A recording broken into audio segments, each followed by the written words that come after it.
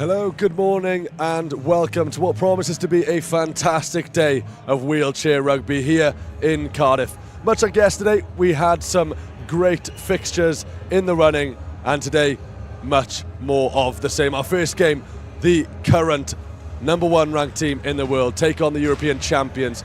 It's USA taking on France in our first game. Japan will then face USA in the second, and Great Britain will take on France to finish off the day, and what a big game that is to finish off. It was a great day of wheelchair rugby yesterday, some fantastic games. GB took on USA to kick things off, and Team GB certainly delivered in that one. This time though for the USA, really, it's a redemption story for them against France, and we'll see how they get on.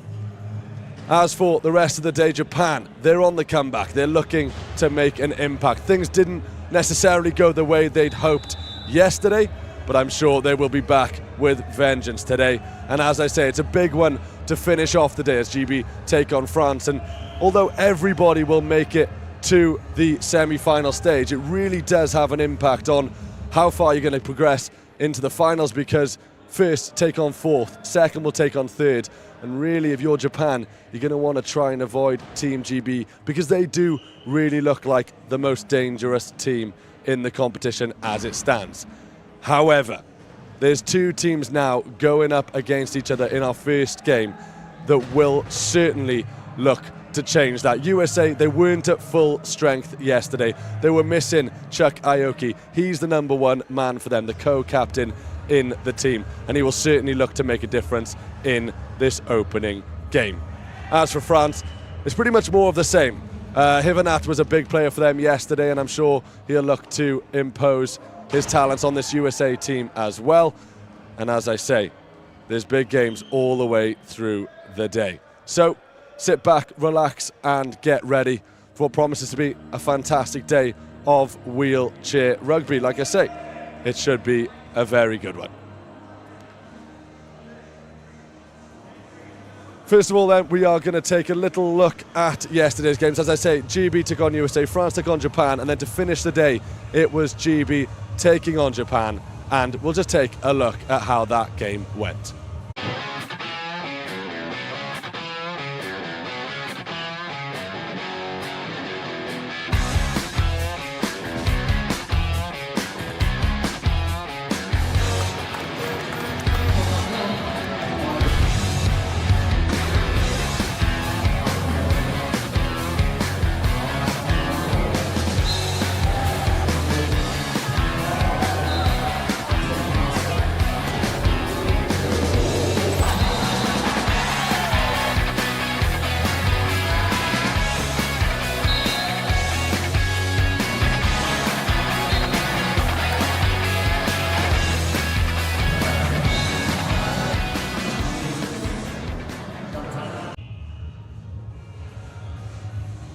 The road to Paris is well underway, not long to go until we are there this summer. But before that, we've got a small matter of the Quad Nations to settle here in Cardiff. USA take on France first up, and what a game this promises to be. As I said, both of these teams will have their eyes on the podium when we arrive in France later on this year. Let's take a look at the teams then. For France, some big names in there, absolutely. High performers yesterday, Hivanat, Jonathan Hivanat, the co-captain. 3.0 classification for him, and what a player he was yesterday. A fantastic squad, some star players, and we hope to see more of it today.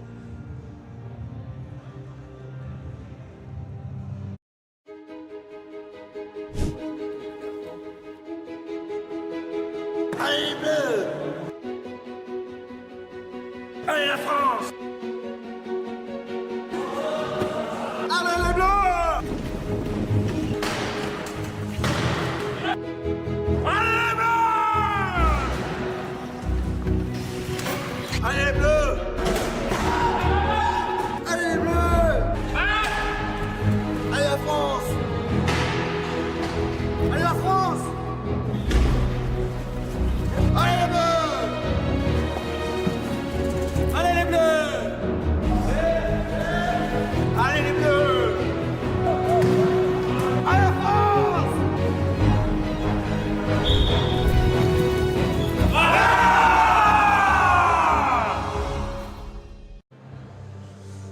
Well then, taking on the European champions today are the world #1 USA. And if we take a look at their teams, you will see that man, Chuck Aoki, #5, will be involved. And I walked in the door this morning, and the first 4 people I met told me Chuck is back and ready to play, and he is due to make a massive difference to this USA side. Some fantastic teams then, the big players are involved, and we're kicking things off with a massive game. USA taking on France. Let's just take a little closer look at that USA team.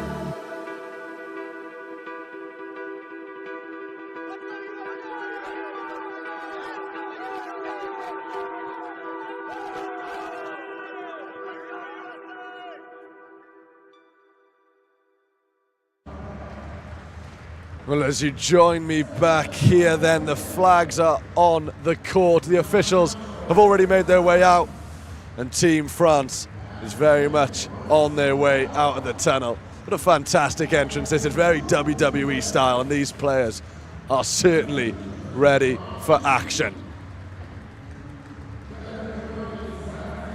As I say, Barfetti there making his way onto the court.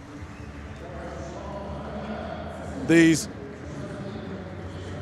are the best and brightest of France, and they will line up on the court ready for the opening game of day 2 of this Quad Nations tournament here in Cardiff. Now then, here come Team USA, world #1s. Leading them out the tunnel, Eric Newby, the co-captain. And there is that man, Chuck Aoki, #5. Keep an eye on him. As I said, I've been given my warnings about what he can do on the court. And no doubt, Team France will be very aware of what they're up against today. Sarah Adam taking her position as well. Josh O'Neill, the latest player, followed by Clayton Brackett. And then Brad Hudspeth. And lastly, Mason Simmons. There are your players, ready for battle. This is it.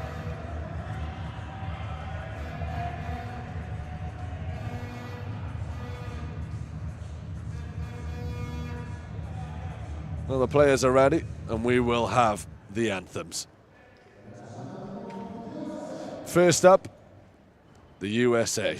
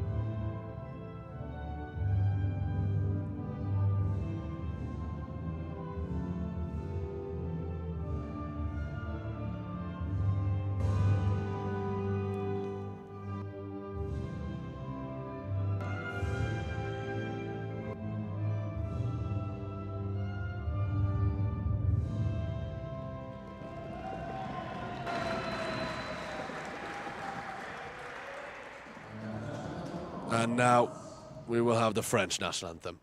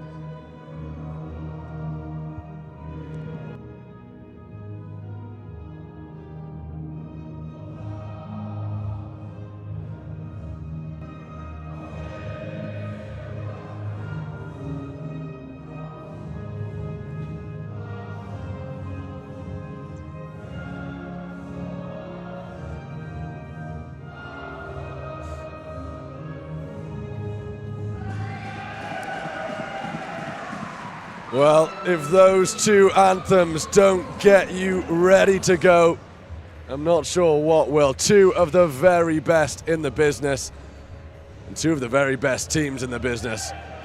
USA taking on France is up next. As I said, can't emphasize enough really the importance of this game. If USA lose, they're out of the top two spots. If France can win, they'll go up against Team GB later on to fight it out for top spot as we head into the playoffs tomorrow. The noise in here is absolutely incredible. You can see Team USA there together, ready and rearing to go. France, slightly more subdued, slightly more calm. They'd appear more focused, but no doubt both teams are absolutely focused and ready for this one. Starting players will make their way onto the court once the handshakes are done.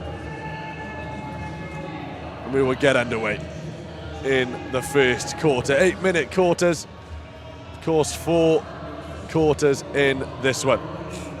The starting four for Team GB are on the court. Remember, the classification value must not exceed 8.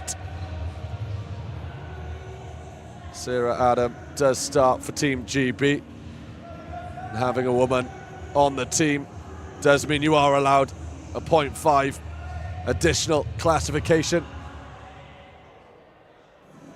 GB utilising that as we get underway with the tip-off. GB do win it. The ball is with Josh Wheeler. Met by Jarlan almost immediately. Ball over the top. Looking for Sarah. Sarah Adams scores. USA take the lead. Simple as that. Saw the line, got there, got the ball and scored. Simple as that, really. I say as simple as that. It was quite a complex move. And for a minute, looked like they weren't going to score as the first collision comes in there on Jarlan. Jarlan over the top and cruising home. To score is France 1-1.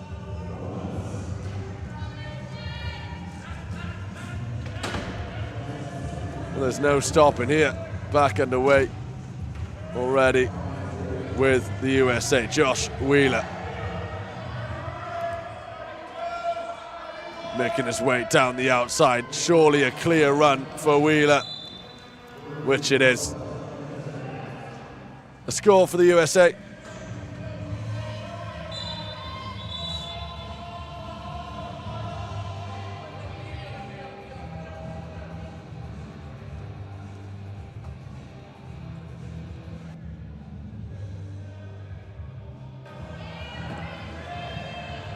And already here, we will have a puncture repair.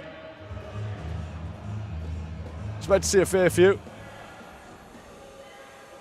There's full contact. It is fully encouraged as well. 45 seconds into this first half. The score at the moment, USA 2, France 1.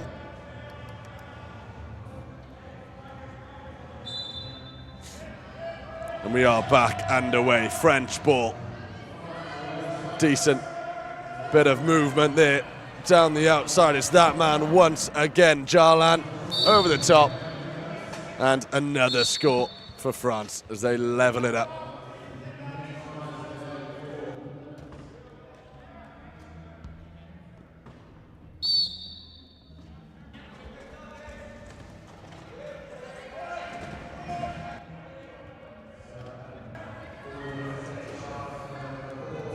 All the way through.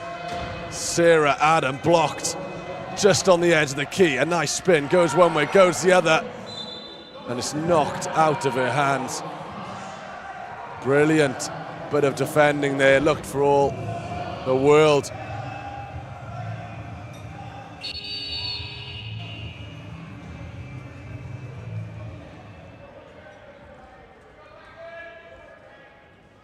Two-two the score then, and Jonathan Hivanat was the man we picked out in the build-up as a very important player for France, already proving to be the case. A couple of scores and an important interception from him.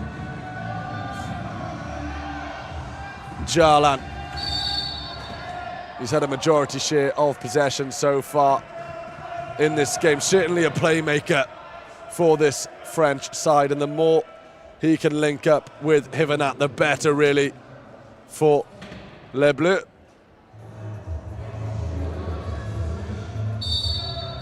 Will be French ball as we see Hivanat here just stopping Adam from getting through. She tries the spin, has her pocket picked.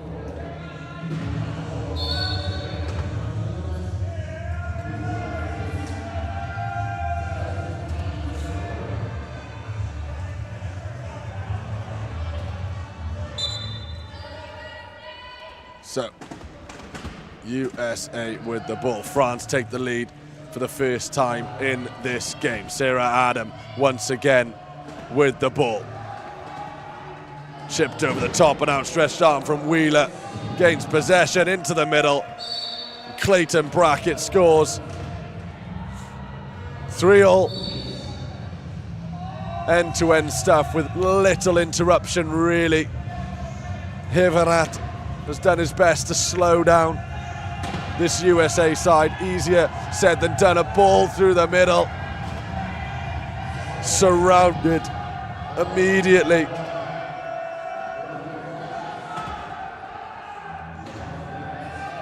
Nunkin over the back. Jarlan into the middle. Hivanat holds off one challenge, looks to go around the outside. He is unbelievable. Really is.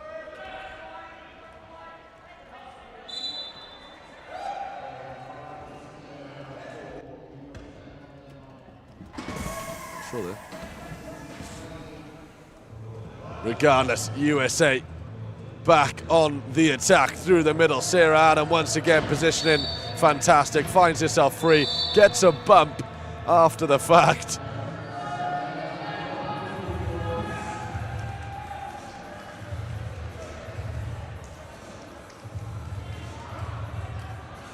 Great performance so far, really, from both teams. As tight as we expected, I think, as we have another repair going on in the USA half.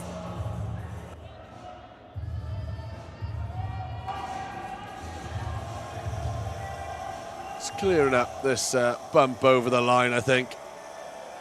The officials are just having conversation with each other.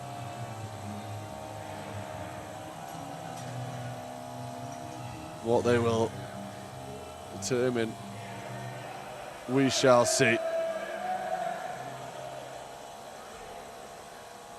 Still deliberating, the officials. There is clearly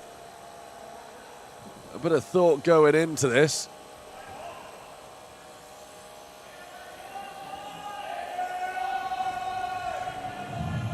The officials are indicating that it will be a USA ball, which it will be.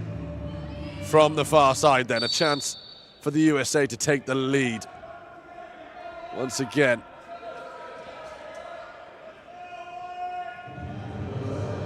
Wheeler. Little bit of a diversion from Sarah Adam. Wheeler finds a gap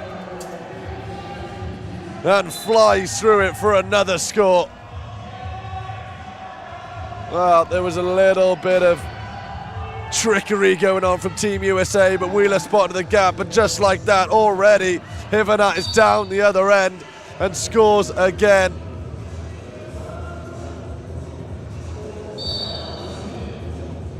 Well, it'll take a lot to stop that man this morning.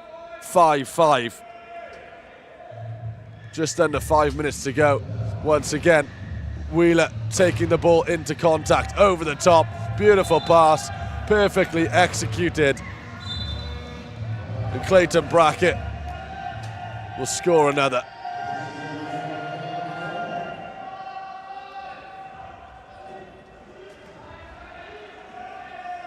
Nice turn from Jarlan. Jarlan with a long ball. Sarah Adam rides the contact, turns on a sixpence and sends her team going the other way. What a beautiful bit of play from Team USA. Josh Wheeler gets the score, but it was all created by Sarah Adam there. It was 2 against 1, chasing the long ball. She gets there first, turns beautifully, and sends the ball to a number 10, Josh Wheeler. USA lead 7 points to 5. This man might have something to say about it though. There's the speed. Good defending really from Fredetti, but he can't do enough. And Hivanat scores. He had to use a bit of invention there to get over the line, but he does so. Wheeler into contact, finds a spare man on the left again. Beautiful play. The post-contact composure there really from Clayton Brackett. Made that try. Just had the composure, as I say, to turn, look over his shoulder, find the spare player and score. There's that control once again. And the pass, these two linking up beautifully. Once again, it's Jarlan to Hivanat. Jarlan shows his skill really to weave in and out. Close the gap, 8 points to 7, 3 minutes left in the first quarter. Sarah Adam goes one way, then the other, gets the better of Hivanat. Not easy to do such a thing. Cruises through to score, a wonderful score. She's really having a great game, Sarah Adam. Speaking of great games, once again, the pace of Hivanat. This time, not enough though. Fantastic from Wheeler. That's brilliant defending. It's so difficult to stop that man. But USA at the moment are managing to do so. Can he find the gap? Not at the moment. Wheeler, magnificent defending, but there it is. That's the skill and the celebration. Hivanat, what can you do?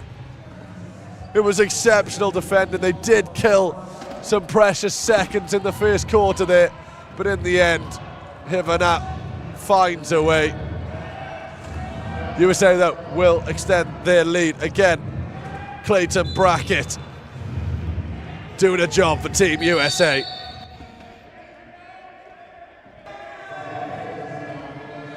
There was a foul in the USA half. Team USA electing to sit back a little bit, protect this lead. The playmaker, Jalan spots a gap, goes the other way. Wheeler again. Unbelievable defending within that key from the number 10. Hivenat, the man you want on the ball if you are of a French persuasion, trying to find a gap. Wheeler slams the door closed. Still searching, looks for a pass, can't find it. Lee Fredetti's in there, Brackett's in there. The official has blown his whistle. And again, we'll have a little conversation.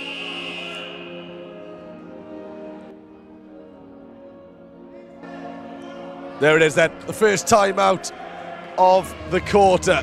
France couldn't quite break it down. They trail by 2, and that is largely down to the magnificent defending of Josh Wheeler, who, don't forget, has been on the attack a fair few times. It's that man who was just in the middle of that replay there, both ends of the field. He has been the man for Team USA. There will be then a slight mix-up of players following this timeout. It will be French ball over in the corner. Hivenat once again in possession. Looks to go one way, goes the other. Sarah Adam beaten. There's the gap. There's the score once again. What can you do against Jonathan Hivenat? Well, the USA are the team that have to find the answer to that question, and it's not an easy question to answer by any means. The substitutes for USA combining, finding Simmons.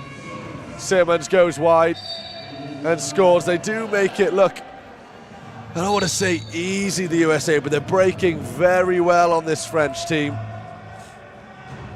They've done a good job so far at just slowing them down. And then when they finally do get the ball countering, there's a bit of space now though for Hivenat, and that might be the easiest try he's scored this morning. Wasn't too many players in his way. The first ball was a good one, and they closed the gap then to just 1 point.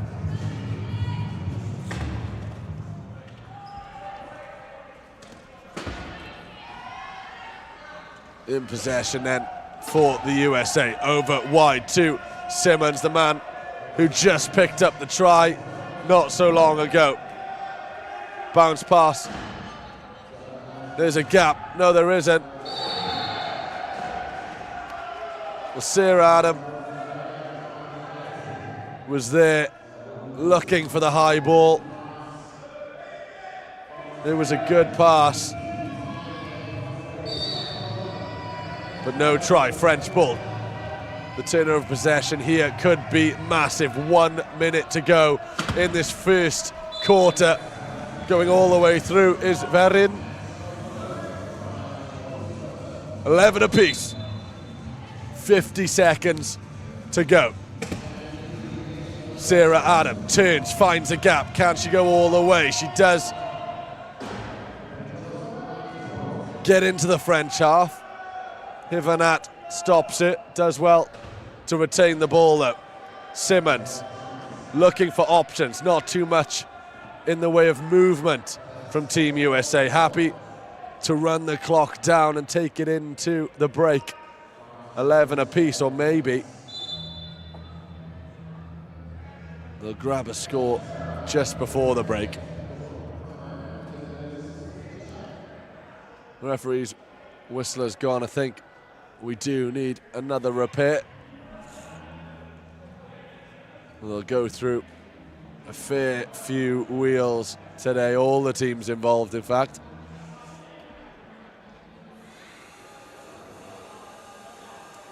There's Sarah Adam.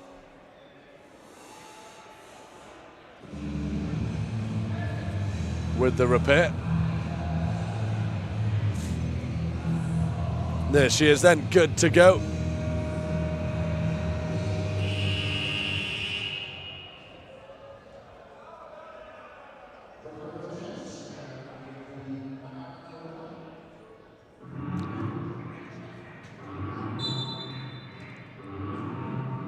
We've got 22 seconds left. Let's just take a look at this replay. Unbelievable defending from France, and it is that man Hivenat again involved in everything. Much like Josh Wheeler for the USA, defensively massively important because they've got the speed, they've got the energy to get back, get up and down the court. And Hivenat there showing his defensive prowess, and well, I don't even need to say really how important he is in this French attack. Another timeout then. 15 seconds to go in this first half, 11 points apiece. I think both teams really will be happy with how they have performed. The USA doing a slightly better job in defense, but maybe that is because they have to work so hard to stop the number 21 from France. But in terms of attacking ability, USA really second to none. They just make it look so easy, finding the spaces, finding the free players on the court. And can they do it now to take the lead into the break? Over the top, the ball is spilled. First time really we've seen a loose ball. And is that the mistake that'll see France take the lead into the break? Hivenat is the man with the ball. 2 seconds, over the top, a little bit of a Hail Mary. It won't be a score. Verdin thought for all the world he just grabbed a point before the break, but the referee waves it away. And just as we predicted before this game started, it is even as you like. 11 points apiece. Fantastic performance from both sides, and what a way to kick off the Quad Nations on day 2 here in Cardiff. Second quarter isn't too far away, but just look at those players. They don't switch off for a second, deep in conversation on the USA bench.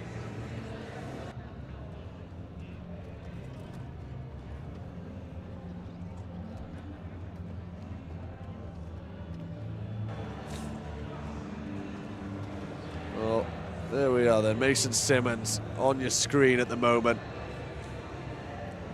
Really does bring the strength to this USA side.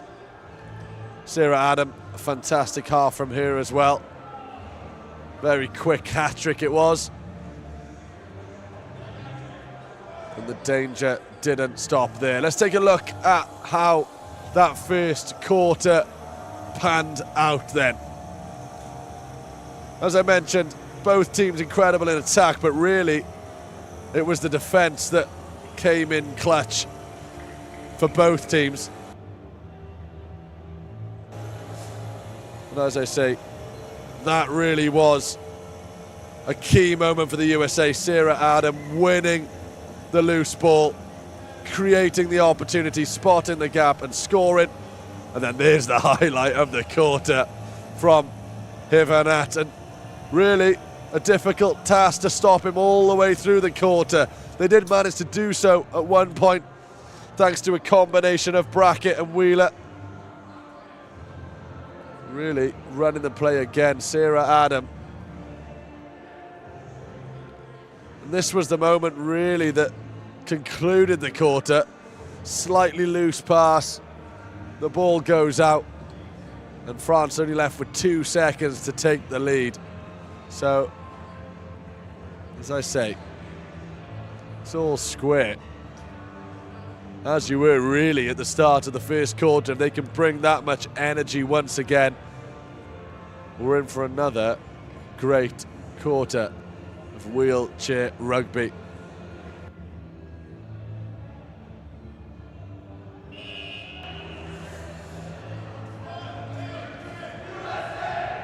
So, second quarter then, more or less ready to get underway. The French side already on the court in position and rearing to go. USA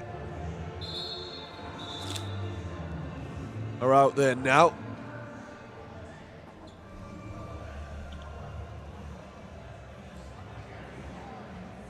Well, take a breath if you can, because there wasn't much room to in that first quarter. Second quarter about to get underway. It's a French ball, and they'll be looking to take the lead as early as possible in this one.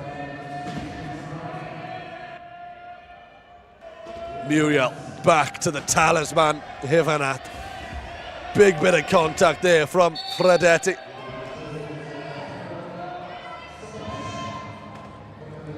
Referee calls for a foul. That man, it's not a foul. It's actually Hivanat needing to replace those ties. He's got plenty of use out of them so far in this match.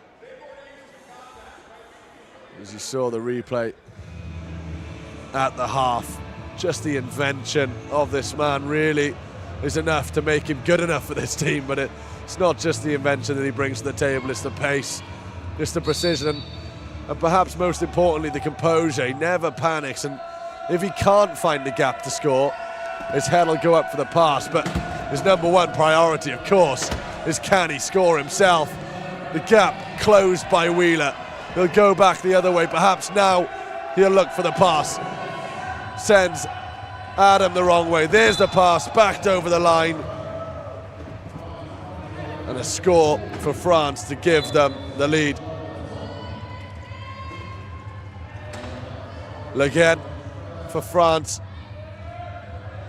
backing up over the line. But as I said a few times in the first half, that was a little bit too easy.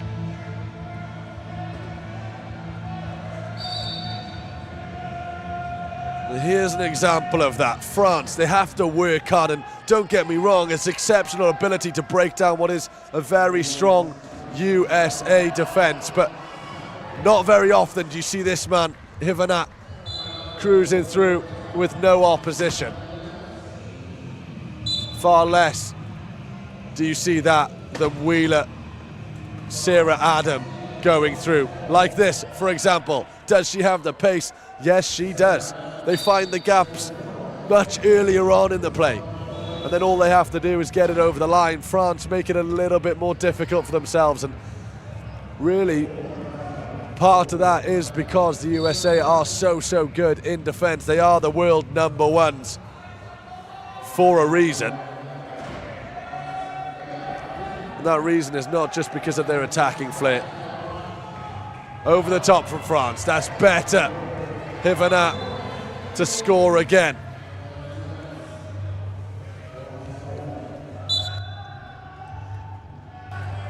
The score then, USA 13, France take the lead with 14. Hivanat on the ball again.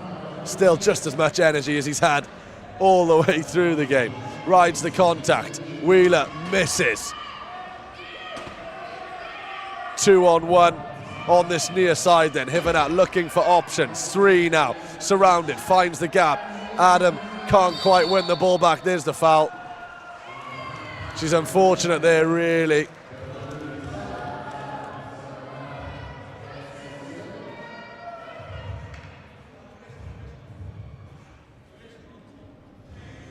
Really unfortunate. A big player looking to make big plays, couldn't quite manage to do so. That is a sin bin for Adam.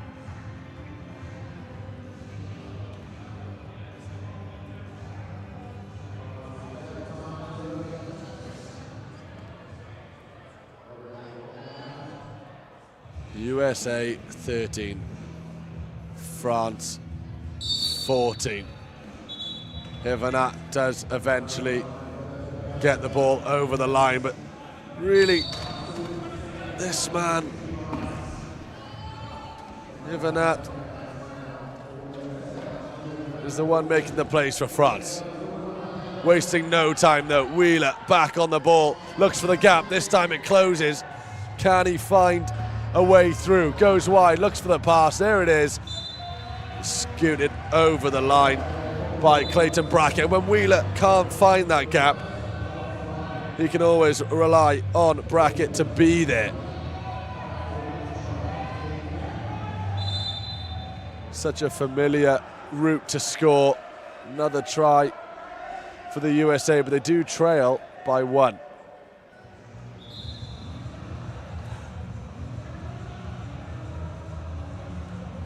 5.5 minutes left then in this second quarter.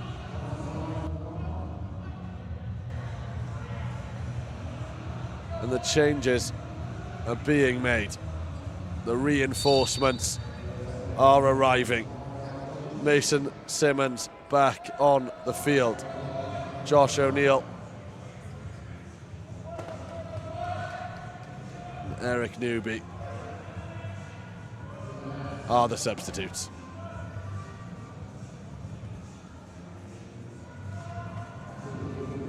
Hivenat scores, running down the clock ever so slightly. France lead by 2. Now, I do try to keep a tally of which players have scored and how many, but that man, Hivenat, I'm running out of ink. Unbelievable performance from him. A long ball though, all the way through it goes, opens up for the USA. Clayton Brackett this time grabs the try and makes it a 1-point game.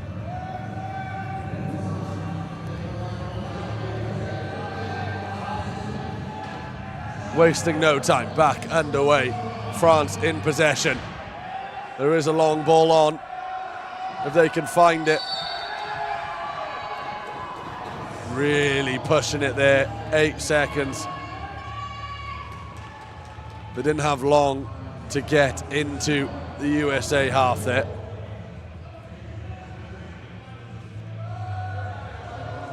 Let's take a look back at this.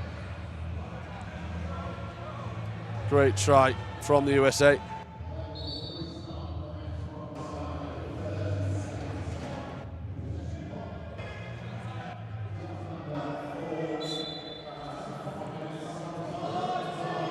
France ball then. Round the outside. Lovely bit of play, great bit of pace. Salem just spotted the gap on the outside. France 17 points now. USA can't let this one escape them. Clayton Brackett really in the second quarter has done his best to keep USA in it. Make no mistake, they absolutely are still in this, the USA. Just a slightly less dominant half.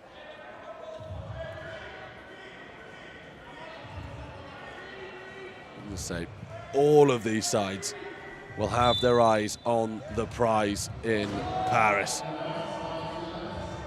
There's only a disappointment based on the high standards for USA in Tokyo, a silver medal there, but they want the gold, and really this is one of the teams they'll have to beat in a few months' time. Hivenat scores yet another.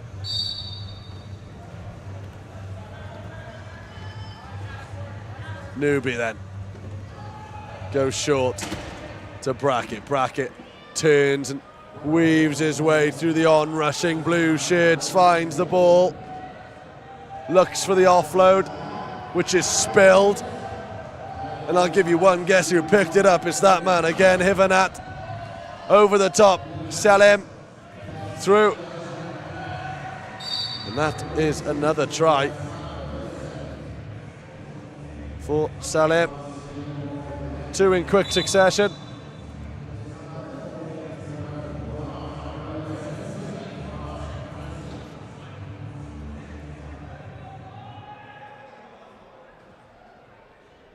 Well, Team USA just having,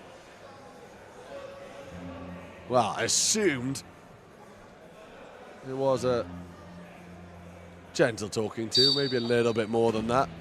Just telling the players on the sideline to back up. The passions are high on the bench.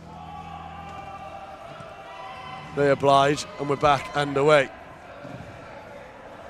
Simmons gives the ball to Brackett. Brackett back to Simmons. Over the top, through to Newby. Well, when they make it work, they really do make it work. It's fantastic play from the USA. Is there a gap for Brackett to sneak on through? Yes, there is. Well, the play was flowing very well. They made their way up the court very quickly, and all of a sudden you thought France might stop them, but they didn't. The next thing you know, Hivanat, should I say, is through and extends France's lead to 3 points with 3.5 minutes to go. USA ball.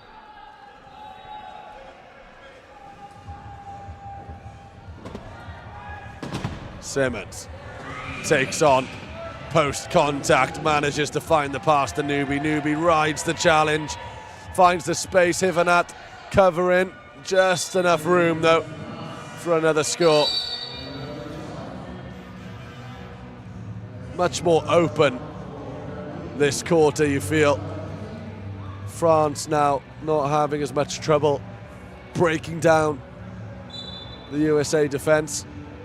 You've got to remember, these are two of the best teams in the world, so when there are gaps, so difficult to find because both teams so good at defending, but unbelievable at attacking. Well, I'm on to my second pen of writing down the tally of Hivanat's scores. Off the charts, really is. France lead 21 points to 18.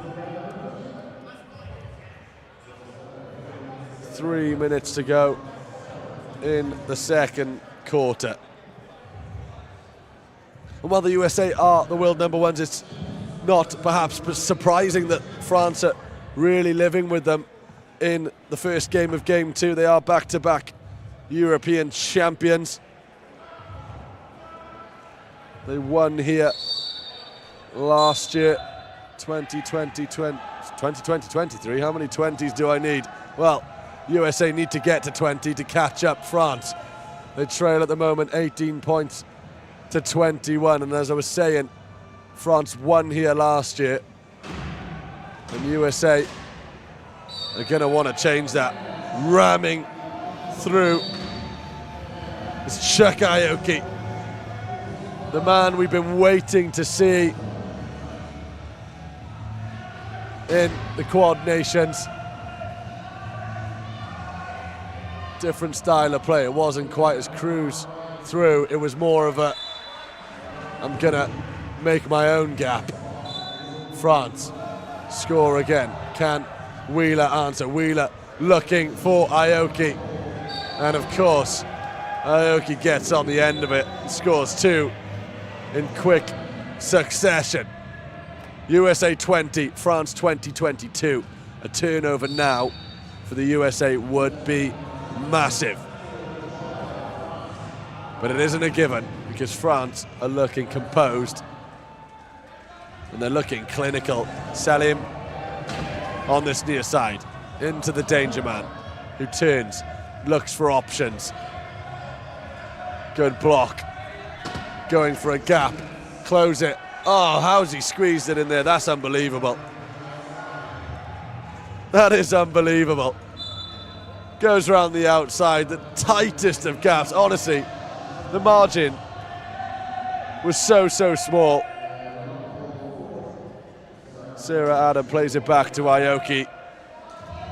USA will get on the score. Let's take another look at that France try. Just when you think there's no room for a score, defying the odds, Jonathan Hivanat.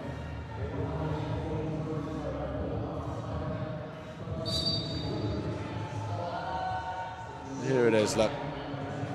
It's miraculous defense. They do make the line, and just got to wonder how they even saw the gap.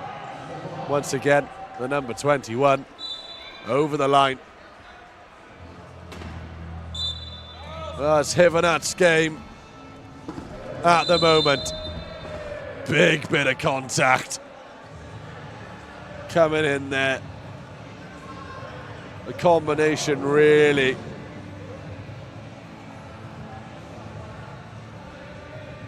Shalamin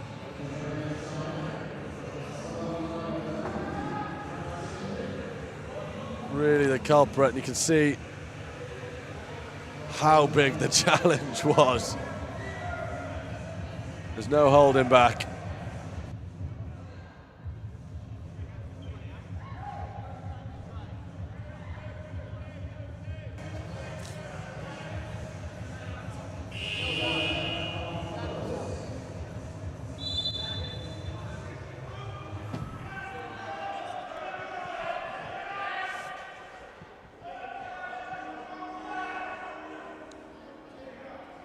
One minute, 30 seconds to go.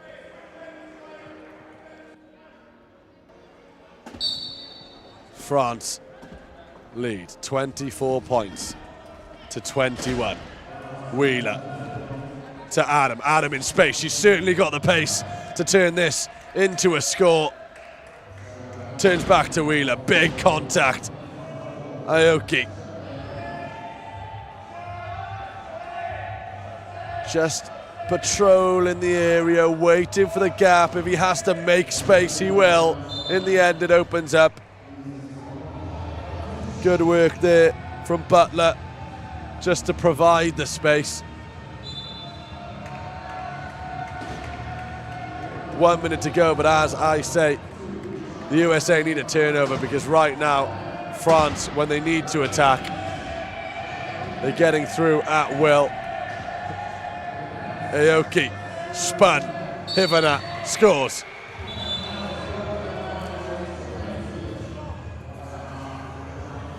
Three points, the margin.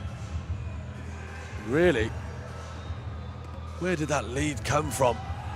Both of these teams so evenly matched, and small margins. France win, few fouls, get the better and take advantage of a player advantage, and now they find themselves 3 points in the lead.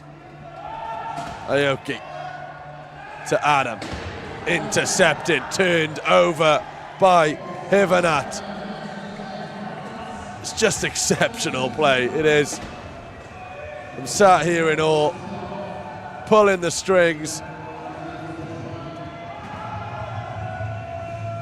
Really, he'll run down the time a little bit, but he hasn't got too much time to play with. Another score here before the break would be massive. 10 seconds.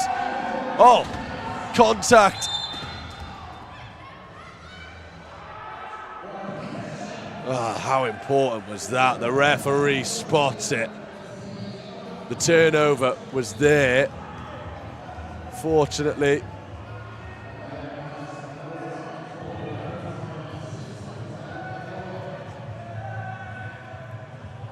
timeout has been called.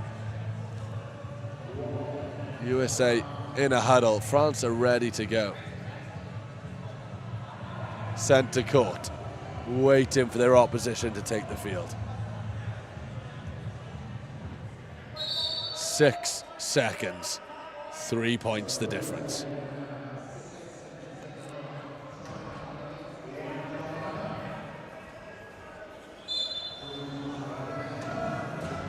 Chuck Melton into the middle, Aoki. The battle of the best. Hivanat blocks. Ball's out, players out, half time.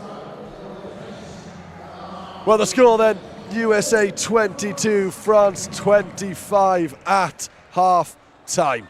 What a performance from both teams, but, well, do I even really need to say it? The player so far to watch, number 21, Jonathan Hivanat. Unstoppable in the first half of rugby.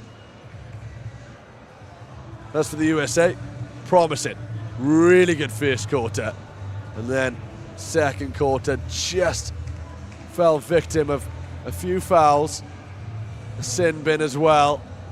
And as I say, next thing they know, they look up and they trail by 3. It was tight for the majority of the game. This is the biggest margin or prolonged margin we've seen all game so far. As I say, this Quad Nations tournament really is the battle of the best teams in the world. all with an eye on the podium in Paris. Team USA, well, I say the battle of the best. Team USA have medalled in every single Paralympic since it was introduced. They're currently world number ones, but they're up against a fierce France team. And Jonathan Hivenat really run the show from the start, creating a try there, intercepting the ball here. But it wasn't without fight back from the USA. Clayton Brackett scoring a fair few. And don't be surprised when you see a France try and the number 21 involved. As for contact, well, there was plenty of it, and we saw some massive collisions and some huge turnovers. Shock once again, that man, France number 21. And really, if you are just joining us and you only saw the replays of that half, it absolutely tells the story, because every single one of those French replays involved that number 21, Jonathan Hivenat, in some way. Whether it was scoring, defending, intercepting, he's done the lot. And I know I've preached about him a lot, but he really is the difference for France. And come the Paralympics this summer, he could be the difference between not only a medal for France, but that elusive gold medal for Les Bleus. As for the USA, Chuck Aoki is back for them, and he was introduced to the game and scored 2 tries very, very quickly, back-to-back tries for the number 5 USA. But really, they've been sharing the responsibility. It's absolutely more of a team effort for this side. Sarah Adams started like lightning with her pace through the middle, finding those gaps and scoring a few of the opening tries. A fantastic player for the USA so far, number 8. But as I said, it was a team effort. Clayton Brackett showing up for his side with some important tries. Josh Wheeler running the show really from the first whistle. And when you need a bit of strength, the man in front of me now, Mason Simmons, really coming in clutch for his side, really bringing the strength as well. As you can probably tell, massively enjoying this game so far, and delighted really to have another half of rugby to come. And if the teams can keep up the energy that they've shown in the first half, it'll be unbelievable. We're not too far away from the second half commencing. Plenty more to come. Big problem to solve in the shape of Jonathan Hivenat for the USA, and really more of the same from them. We'll be back very shortly for the second half.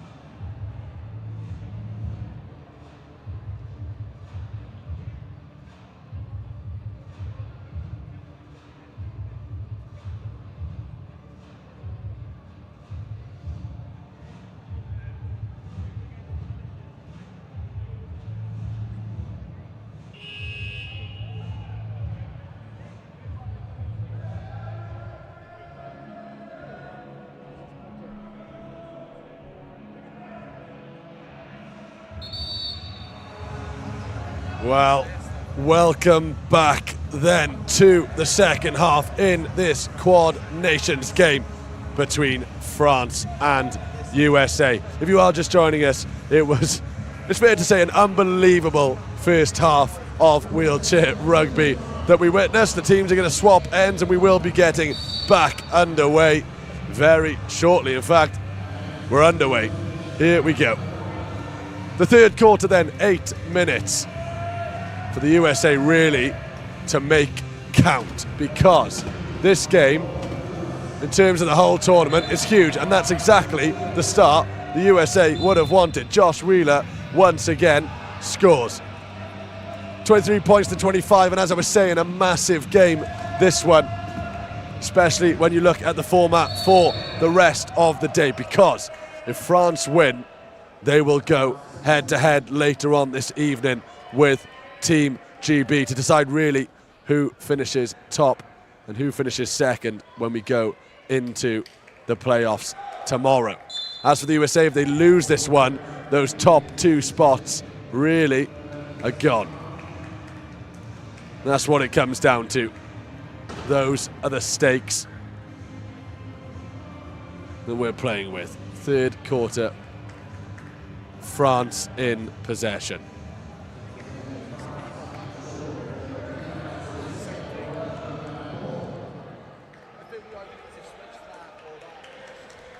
Clock is ticking down and France will score. Jarlan grabs the score for France. Creator turned scorer for Les Bleus. As I say, France are happy with the position they find themselves in. A 3-point lead for the majority of the second quarter. Wheeler scores his second of the quarter, but again, the USA are going to need a few turnovers. That's really the key. Scoring tries is all very well, but if France answer every one that you score between now and the end of the game, well, I'm no mathematician, but that will mean France win this game. Turnovers, that's what they need. More of the same from France, backed over the line again by that man, Jarlan.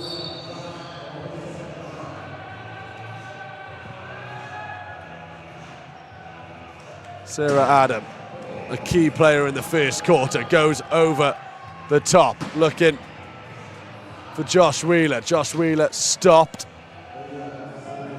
by the try scorer for France. Again, big contact in the middle. Sarah Adam, though, free and will score again. Such an important part, should I say, of how this USA side works. Certainly in that transition, but she is a finisher. She scored a few tries today. Exceptional work from her. But again, with every try the USA score is answered just like that. Once again, Jarlan scoring for France, then really they will find themselves losing.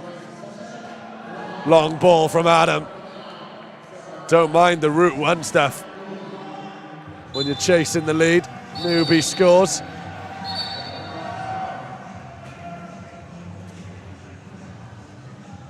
You can see the difference in this French side when Hivanat is not on the field. I say you can see the difference. It doesn't reflect on the score because they do still have that 2-point lead, and if they can score here, which they will do, it's back to 3, and like I say, as important as the tries are, it's the turnovers they're going to make this game.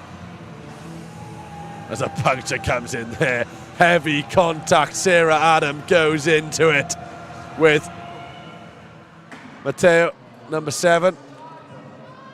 Needs a repair. Wheeler will back over the line and score.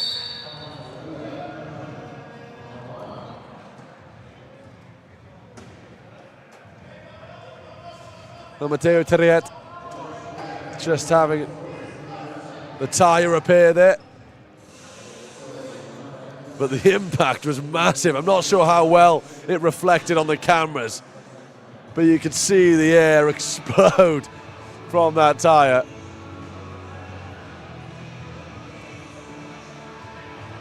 Fantastic commitment in the collision from USA number 8.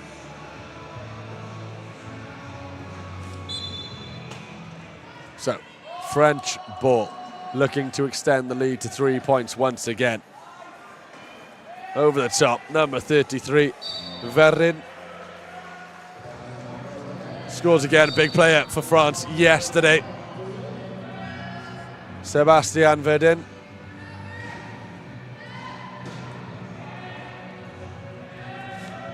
Really, as long as you've got one of Verdin or Hivanat on the field, on the court, should I say, you'll be fine. Right now, that is proving to be the case. Wheeler doing his best, finds Adam. Adam sees her mark, spots the gap, fends off the turnover.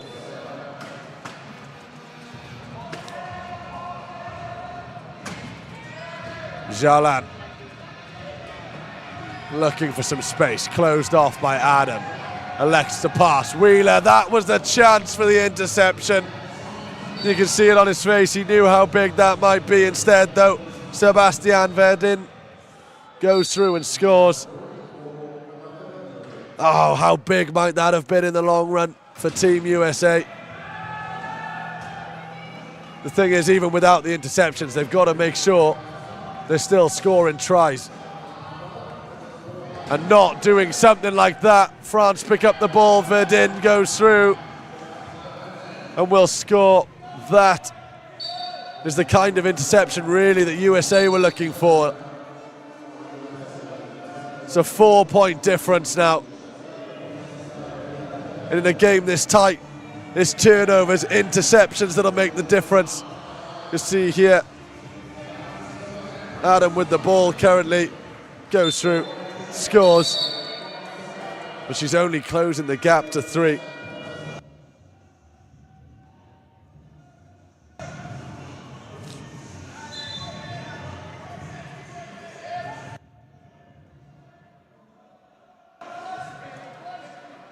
Three points. The margin now. Verdin with the offload. Real feisty collisions, and as I said, it is the interceptions, the turnovers that will decide this game. You can see here, there's the missed interception. Wheeler, he's been exceptional for the USA today. And it wasn't an easy interception by no means, make no mistake. But it was an opportunity. And they are few and far between in a game like this. France will score.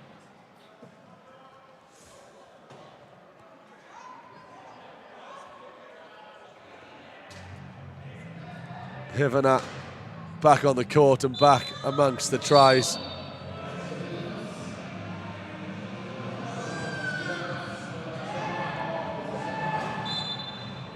Four points are different.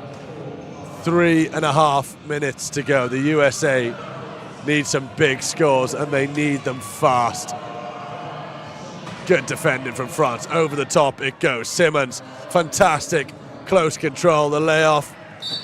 And Clayton Brackett will score. This, though, is really the important area of the match for the USA. They need to apply the pressure, and they do so high up the field. Simmons, beaten. Brackett, beaten. Hivanat to score. He is exceptional. Hivanat 3.0 classification for him. As I say, the total can't exceed 8, so really He's a vital player as another collision results in the need of a tyre replacement.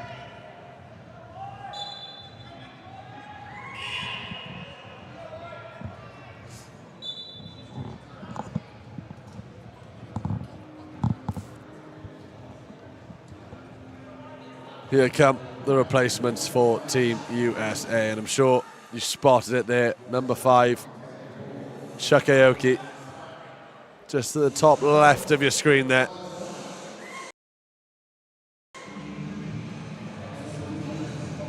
Tyre replacements achieved.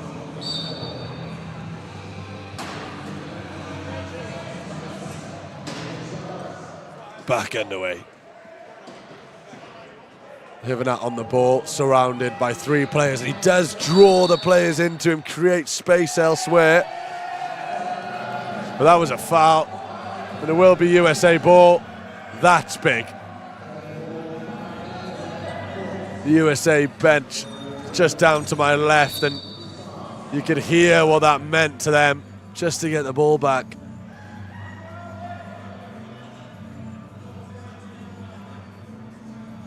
Taking a look at this, you can see the referee's whistle had gone. It's important to clarify, I think, once you're in. Sarah Adam there scoring, but as I was saying, once you transition from your defensive half into the opposition's half, you can't then go back into your own half, and I think that's just what happened there. Hivenat battling with Aoki, the 2 star men really for these teams. That's what we like to see. What a treat this game has been to kick off the morning at the Quad Nations. The best of the best.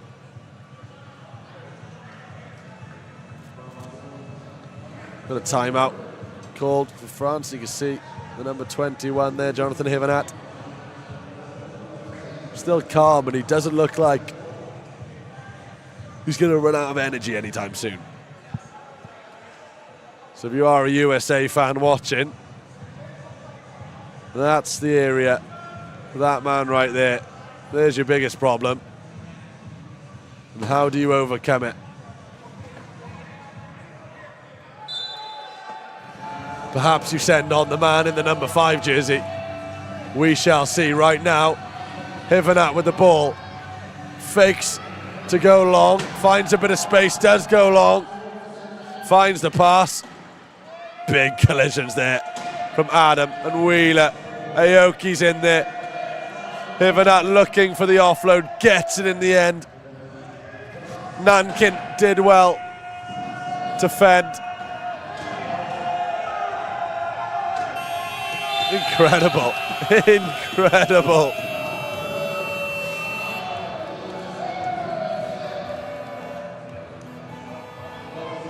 They just did enough there, I think, USA. Unless the officials have something to say about it.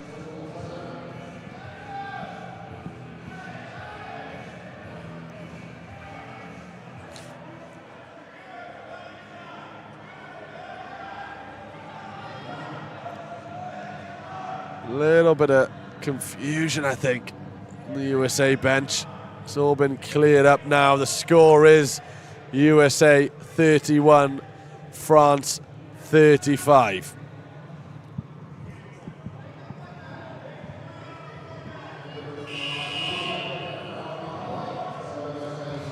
Well, for the first time, really, this game has been a little bit stop-start. It's been non-stop since the start. But really now that the officials just making sure they have the right decision here.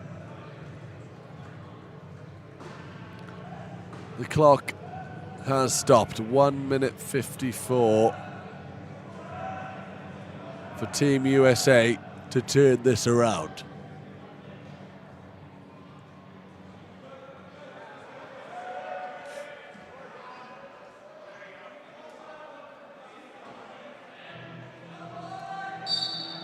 So, French ball.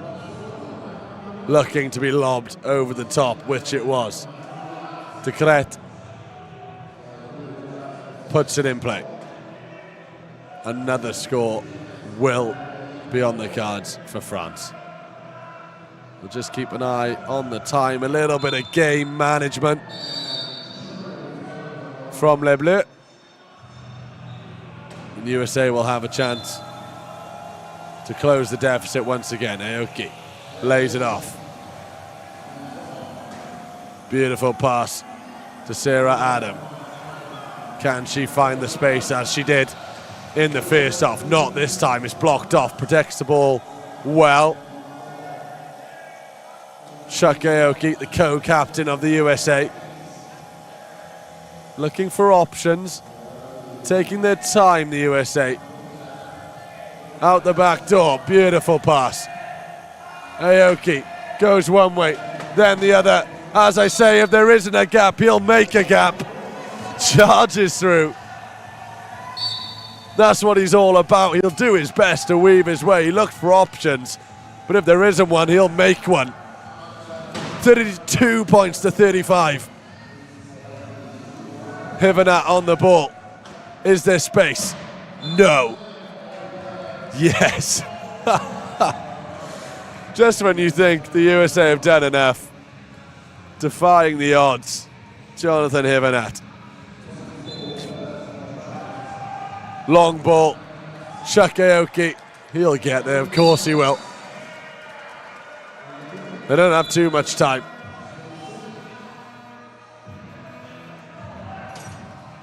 "45 seconds left of this third quarter.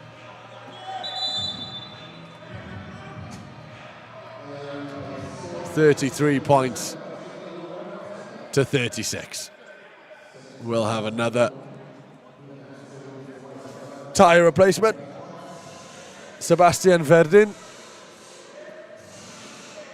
And that's really when France are most dangerous, is when Verdin and Hivenat are on the court at the same time. That's 33 on your screen there, Sebastian Verdin. And the number 21, who was just dispossessed. It was off Chuck Aoki. In fact, how big might that be? The verdict is, last touch was Jonathan Hivenat. And USA, if they can score here, will close the deficit. Jeffrey Butler plays the ball in. Josh Wheeler, the orchestrator of this USA side. 30 seconds to go. Goes around the outside. Aoki with a bit of space. Nothing on for him. 18 seconds of the game. And they've got just under that. Marginally under that. To score the try, Chuck Aoki with a loose pass. Looking for Sarah Adam. Closed off wonderfully well by Nankin. And a game like this, it's all about fine margins, and that really is it. A big turnover for the USA. They didn't capitalise though. And France will see out the half. Can they get the score? Number 21 to number 33. The dynamic duo. Hivenat plays it to Verdin, and that will be the last play of the third quarter. What a way to end the third quarter as well. Action-packed quarter it was, and again though, the USA will be disappointed. They set themselves such high standards. For any other team, it's an exceptional performance, but the USA, they'll know where they left the points. They trailed by 3. Really, they had the opportunity to close that margin ever so slightly to 2. And then it's all to play for in the fourth quarter, which it still is, but the mountain the USA have left themselves to climb is a relatively big one, because as I say, although it is only 3 points, these are the best in the world. Well, France currently ranked number 6 in the world, but they're back-to-back European champions. They won here in Cardiff last time around, so they certainly know what they're doing.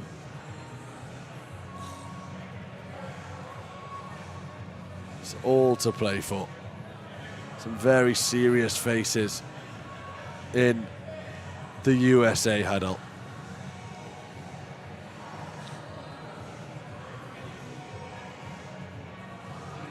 Let's take a look at that third quarter then. Well, look at that. USA opened up so easily, and the improvements were needed. Look at that. Unbelievable collision. Really, that was the turning point in the game there. A missed interception leading to a France try. Beautiful pass out the back door then for the USA, and the introduction of Chuck Aoki barging his way through across the line. And this was a moment, really, we thought the USA would end on a high. They win the ball back here, but they didn't manage to capitalise on the turnover of possession. Again, the replays there doing their job, summarising that quarter. But what you didn't see is the consistency really from France to score again and again and again and not give up possession, really.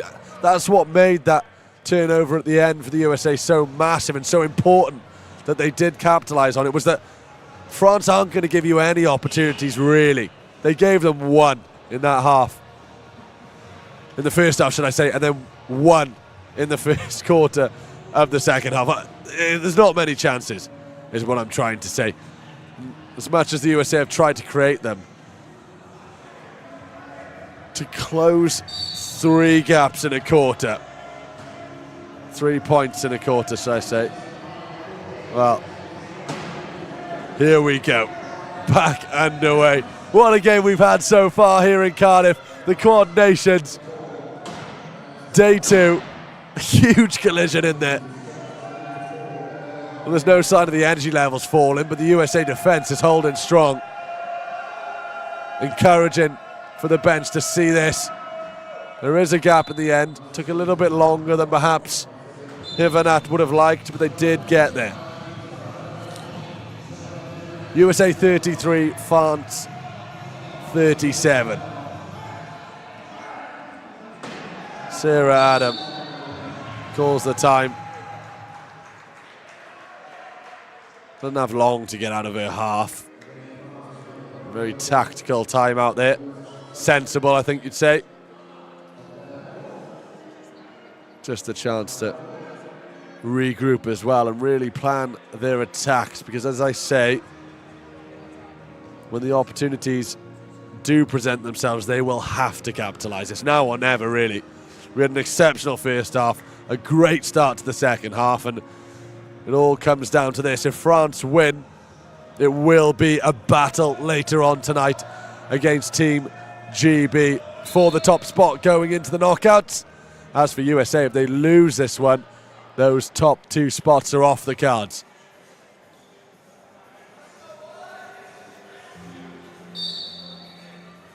Japan, USA will battle it out in the next game to decide really who does finish 4th and who finishes 3rd, and really who has the easier tie perhaps. Once we are in the knockout rounds, Wheeler will go through and score. They created the space nicely there for the number 10. The gap's 3. 7 minutes to go. Big collision, long ball, there's the turnover they need. Here's a chance for the USA, now's the time to capitalise. Over the top, Sarah Adams there. There's 1. The gap closes to 3. But that's exactly what they were looking for, the USA. Clayton Brackett came in clutch in the first half, scoring a fair few important tries. There's the turnover, long ball again. This one will find its mark, you'd love to think. It does. Salem scores. That's okay though. You can't stop them all. You just have to stop enough.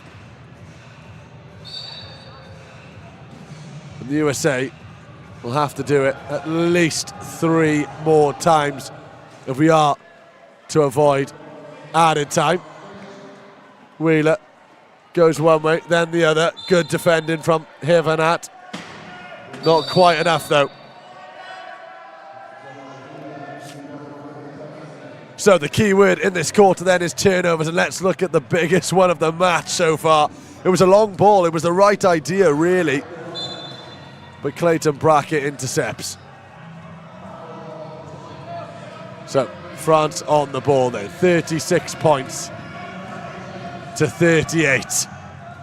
Salim finding his way through the midfield into the final third, scores. Another difference maker for Les Bleus.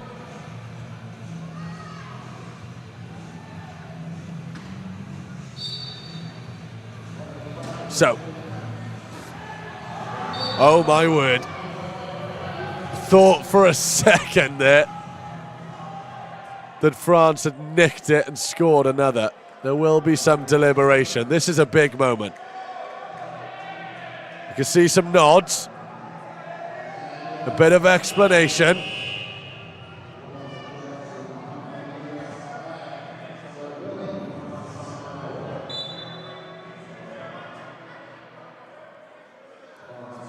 Let's just take another look at what happened there. We got the end of it. Looked like contact that meant Salem dropped the ball.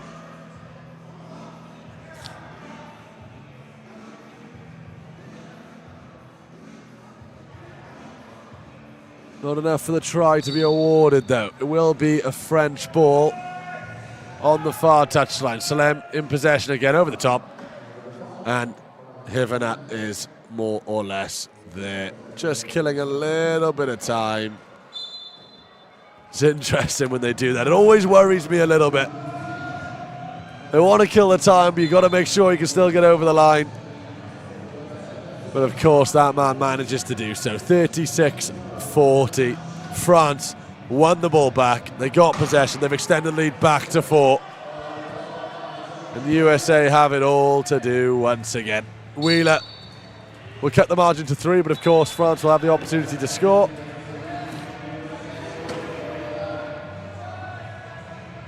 Just a little bit of trouble at the other end.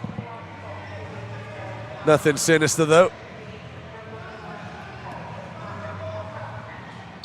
Charlemagne plays it in then. Oh, I love that from Hivanat. Just saw the 2 players either side of him, stopped and reversed through the gap and created the space. He's got players free. I think he's going to go alone. Barges through the collision. Doesn't quite beat the second, but does get over the line. No fear. Unbelievable strength. Just bounces off Lee Fredette, the USA defender. Wow. What a performance from Les Bleus. It isn't over yet. Absolutely not. Long ball comes in. Clayton Brackett's done well there because it's come over from behind him. I'm not sure he knew where the ball was, but the story of this man really is Jonathan Hivanat. Look at that. Completely turns the defender around. Beats 2 on the line and scores. You can't ask for much more from your main man.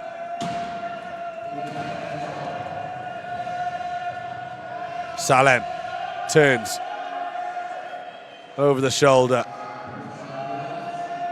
Probing Jonathan Hivanat. Sick of probing, looks to go direct. Stopped.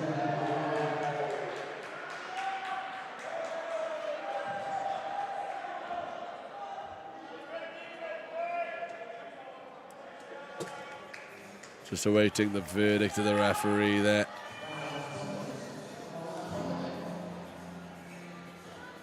Four minutes 59. Plenty of time. But as I say, the referees rule in favour of France and they're happy to just run the time down. You've got a 4-point lead. There's no need to do anything crazy. With just over 4 minutes to go in the fourth quarter. They're happy to keep possession. They've got 17 seconds, 16, 15, it's counting down, but they're there or thereabouts, and Hivenat will score one of a handful of easy tries, because a lot of them have not been easy by any means. 38 points to 42 then.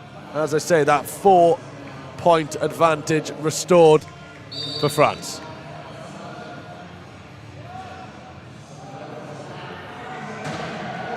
Big collision on the ball. Hivenat composed in the contact, though, turns and lays it off to Salem. Back to Hivenat, looking for options. As I say, his priority will always be to go it alone. He is a try scorer, but if the option's there, he will take it. Just probing on this near side, skips past one, comes back on himself, really is just looking for a gap. 8 seconds on the clock and scores.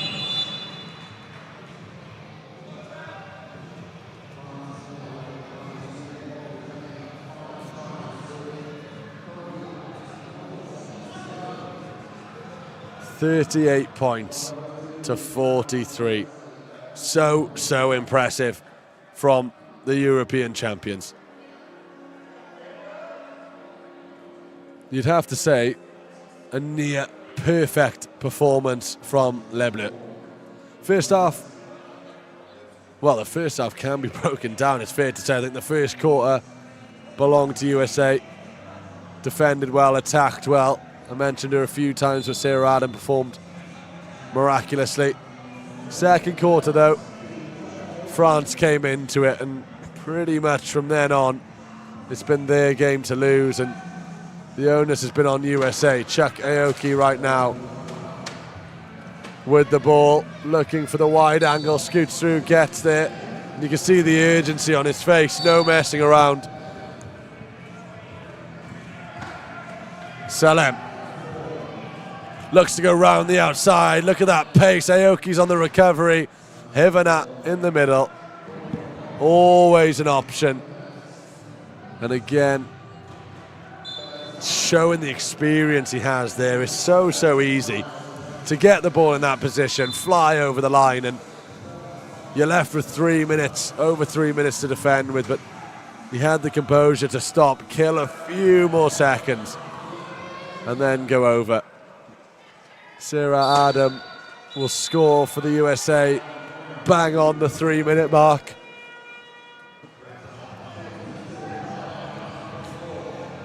Four points, though, is still the margin. As I say, that's been the story for the majority of this game. France in control. Salem nudged by Aoki, nothing serious, but he was nudged out of play. You see there on the right of your screen, not happy. A little bit of an argument between Salem and the man who made the pass, number 14, Decret. He's not happy.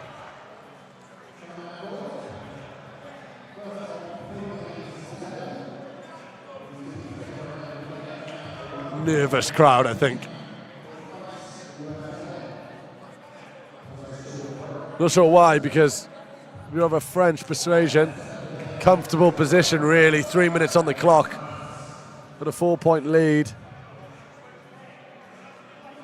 And credit where it's due. They haven't given the USA much of an opportunity to get back into it. The door has been very much slammed shut in the faces of USA. 2 more games coming up for you today. Japan will take on this USA side, and then of course the big one, Great Britain taking on France. And if it stays like this, those games will decide the positions of the playoff games. As first will take on fourth, second will take on third, and if the USA lose, the top 2 spots are out of the question.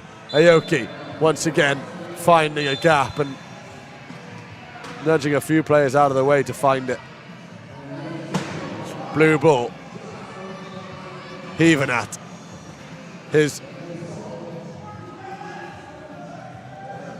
dribbling ability is exceptional. He's got Verdin on the pitch to help him. In the court, rather. Hivanat looking for a gap, slam shut by combination of Adam and O'Neill. How long can they keep the door closed out? It's never long against Hivanat. Looking for a pass, can't find it. Good defending, brilliant defending. Was there contact? Yes.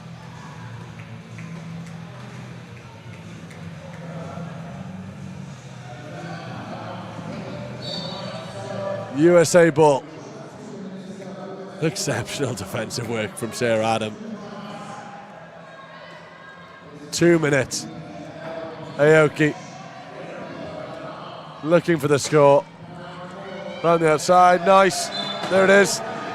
42 points to 44. The biggest moments here. Look at Sarah Adam there. Goes one way, then the other. Blocks the pass and then intercepts the pass. Verdin, good handling. Can the USA win it back here? No, they can't. France will cruise through again for a score. Time is running out for the USA. Chuck Aoki back in the team.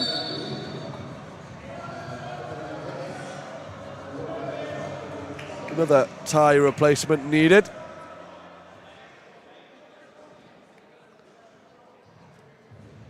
I think it's Josh O'Neill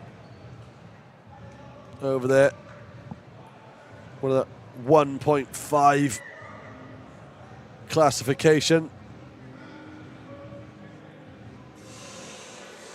One of two in the USA side. Travis Baker, the other 1.5 in Team USA.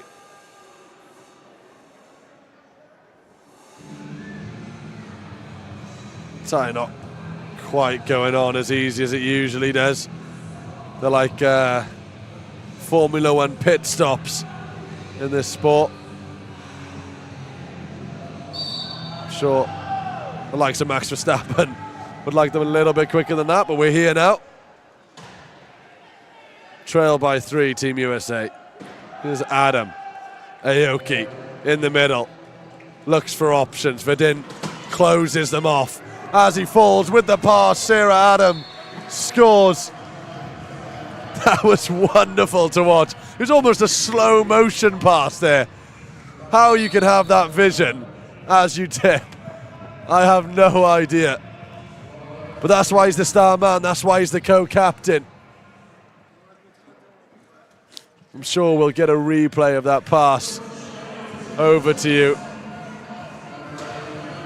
But it's big because it keeps the USA in the game. Over a minute to go. This game can turn around so quickly. They've certainly got the time to do it. Long ball. Hivanat on the end of it. Nothing Sarah Adam can do. Well, all they can do is get him over the line, which they do. Here it is. Aoki, as he goes, just has the vision to keep his head up. Doesn't panic about the collision at all.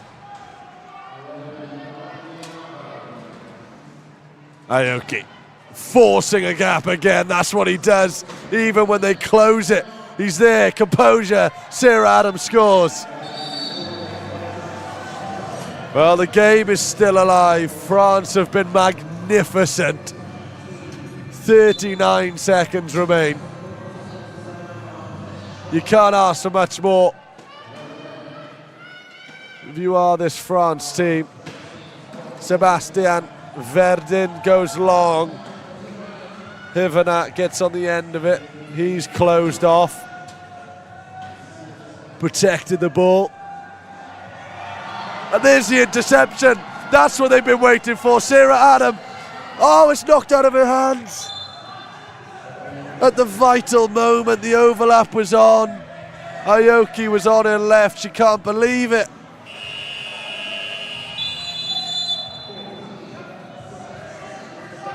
Oh, this game just does not stop delivering. What a way to start the day. Finally, they had the turnover they needed. Sarah Adam racing through the middle. They've got the ball back here. But Chuck Aoki throws it straight into the hands of Hivanat once again. And he's going to hold it there. Little look over the shoulder. Does he want to go long? He runs the clock out. And France win the game. 46 points to 44. They battled from start to finish. But in the end, Les Bleus come out on top, and it is massively down to that man, Jonathan Hivanat. An exceptional performance defensively, and more importantly, on the attack where he thrives. The USA started the game really the better of the two sides. They took the game to France. They defended well. They didn't give the ball away at all. But then pretty much from the second quarter onwards, it was all France.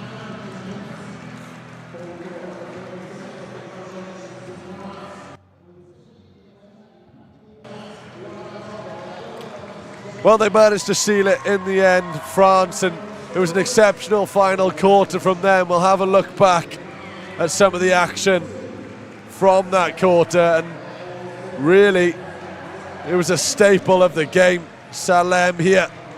This was the big interception. This is really when we thought the USA could turn it around. Adam with a lovely finish, and then there was a little bit of confusion. We thought USA had turned it around, but France really just extended their lead, and Hivanat was a big part of that.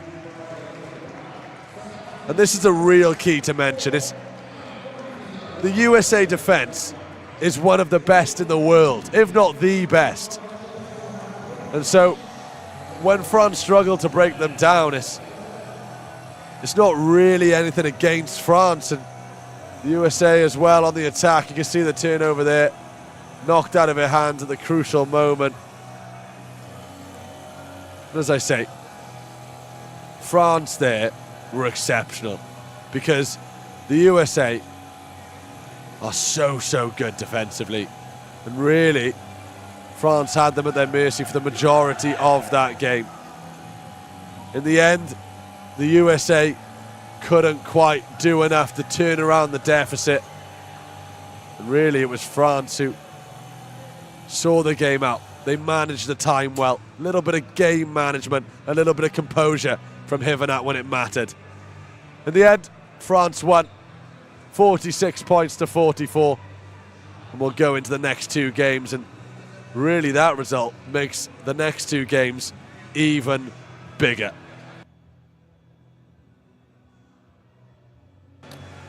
As I say, 2 games to go today. Japan will take on the USA, and following that defeat for the USA, it really is a battle for 3rd or 4th. And then the big one, Team GB taking on France, the current Paralympic champions, taking on the European champions for top spot. Don't go anywhere.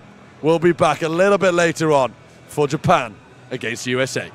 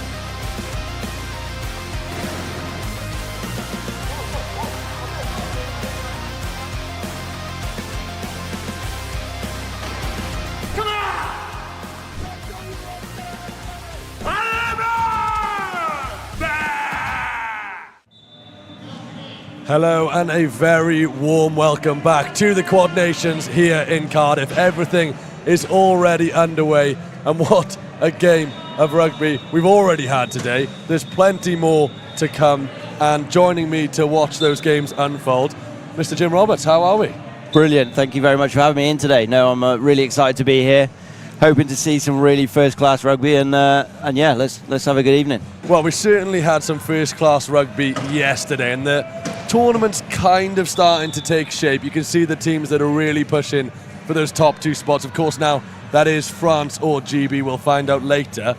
But it's very important for the teams coming up now, Japan and USA, to get that third spot and maybe secure a slightly easier semi-final, is it fair to say? Yeah, no, there'll be some really tough semi-finals. All the teams here are really top-level teams, so they'll be absolutely battling out. There's no doubt that all of these teams are here to want to win this tournament.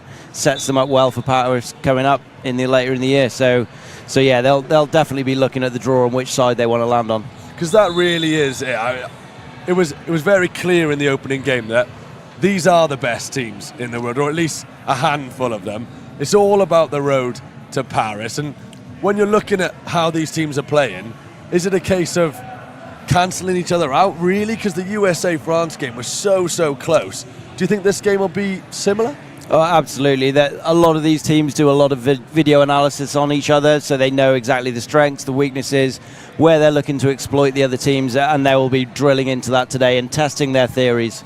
Yeah, absolutely. And this game, on paper, perhaps not as evenly matched as you might expect. USA obviously #1 ranked team in the world, and we haven't really seen Japan's full team so far.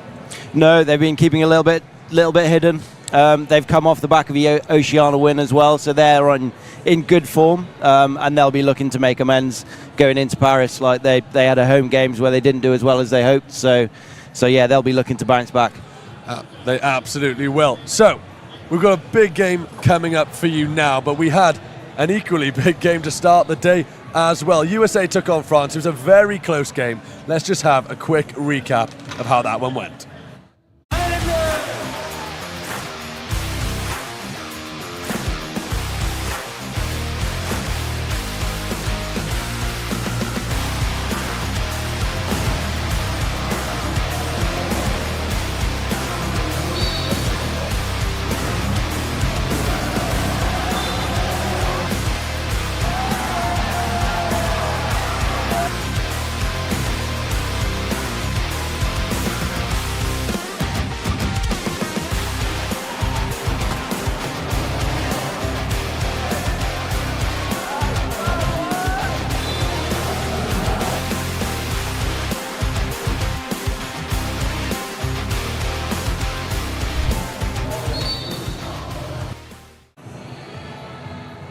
So then, it's crunch time for USA and Japan. We'll take a look at the USA side going into this one. Of course, they played earlier this morning. We're kind of starting to see who their key players are, but a man they'll certainly be glad to have back is Chuck Aoki.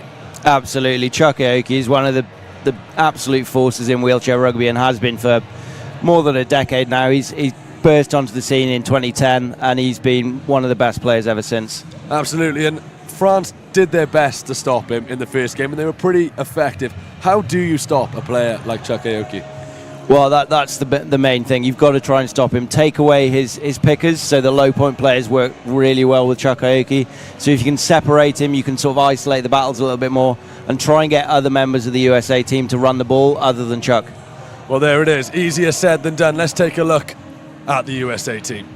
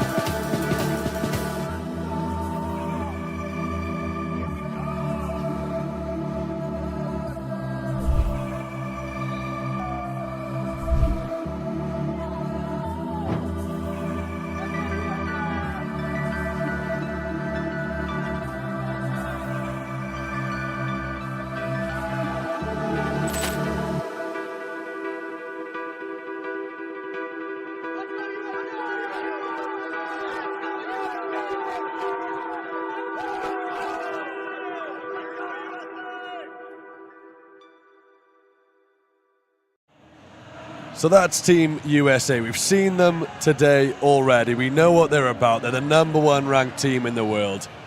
But they're only half of this game. Japan are the other half. And for me especially, I haven't seen too much of Japan. We know who their key players are. We know what to expect from them in the past. But today, is it going to be something different, or are we expecting a very close match? Well, I'm personally expecting a very close match. I mean, Japan are one of those teams. They are very well drilled. They know their roles on court and they work well together. So yeah, it'll be interesting to see how they develop, bringing in their new 3.5. Obviously, he's been developing over the last few years. So just seeing how much they actually use him and where they're targeting this game. Well, Hashimoto in particularly yesterday couldn't stop scoring. Absolutely fantastic over the try line. And like you say, we haven't seen too much of their full squad. They've been kind of testing and teasing, trying to get the right mix. Do you think they'll arrive at that perfect equilibrium today? Oh, I think this tournament, nobody's going to want to show absolutely everything. I mean, the Paralympics in Paris are going to be so important. So whether teams go all out and sort of throw caution to the wind, I'm not sure, but we'll get to see glimpses of what they're working on. It's all about finding that balance then between giving it your all and winning the tournament and keeping a little bit up your sleeve for the Paralympics this summer. Coming out then, Team USA. We've seen them once today already. I think it's fair to say, although they were on the losing end of the opening game, it was a great performance from Team USA. In terms of experience playing against USA and these kind of players, what's it like facing a team with such a reputation? Oh, it's incredible. They bring such ferocity to the games. I got to live and play in America for 3 years with a lot of these guys, so know some of them quite well. And yeah, just absolutely fierce competitors on the court. As with, well, almost every sport, Team USA take it very, very seriously, and they will be looking for perhaps a little bit of redemption. Not sure they saw themselves in this situation at the start of the tournament, but as we say, it's the best in the world taking on the best in the world. And Japan certainly are here to play. In terms of Japan then, you said it's going to be a tight game. What are the areas that you think they're most strongest in? So obviously they've got Yukinobi Ike, who's one of the tallest players in the game. Just being able to deny him and keep him out of the game is massive. But like you said, Hashimoto and Daisuke Ikazaki are also absolutely speed demons, so they will be looking to impose themselves on the game as well. Well, you mentioned Ikazaki there making his way out the tunnel, number 7 on his back, and in the warm-ups, well, you wouldn't think he was warming up because he was going in like no tomorrow. They definitely take it seriously, and they don't hold anything back, these Japanese players. And he is one of the hardest hitting guys in wheelchair rugby. Brilliant feathered hair, just makes him look so fast on the court as well. Well, he looks so innocent. He came crashing into our courtside cameras not too long ago, and he couldn't be more apologetic. He turned around and smashed through his teammates, so he's certainly got both sides to his game. Coming up next, the national anthems.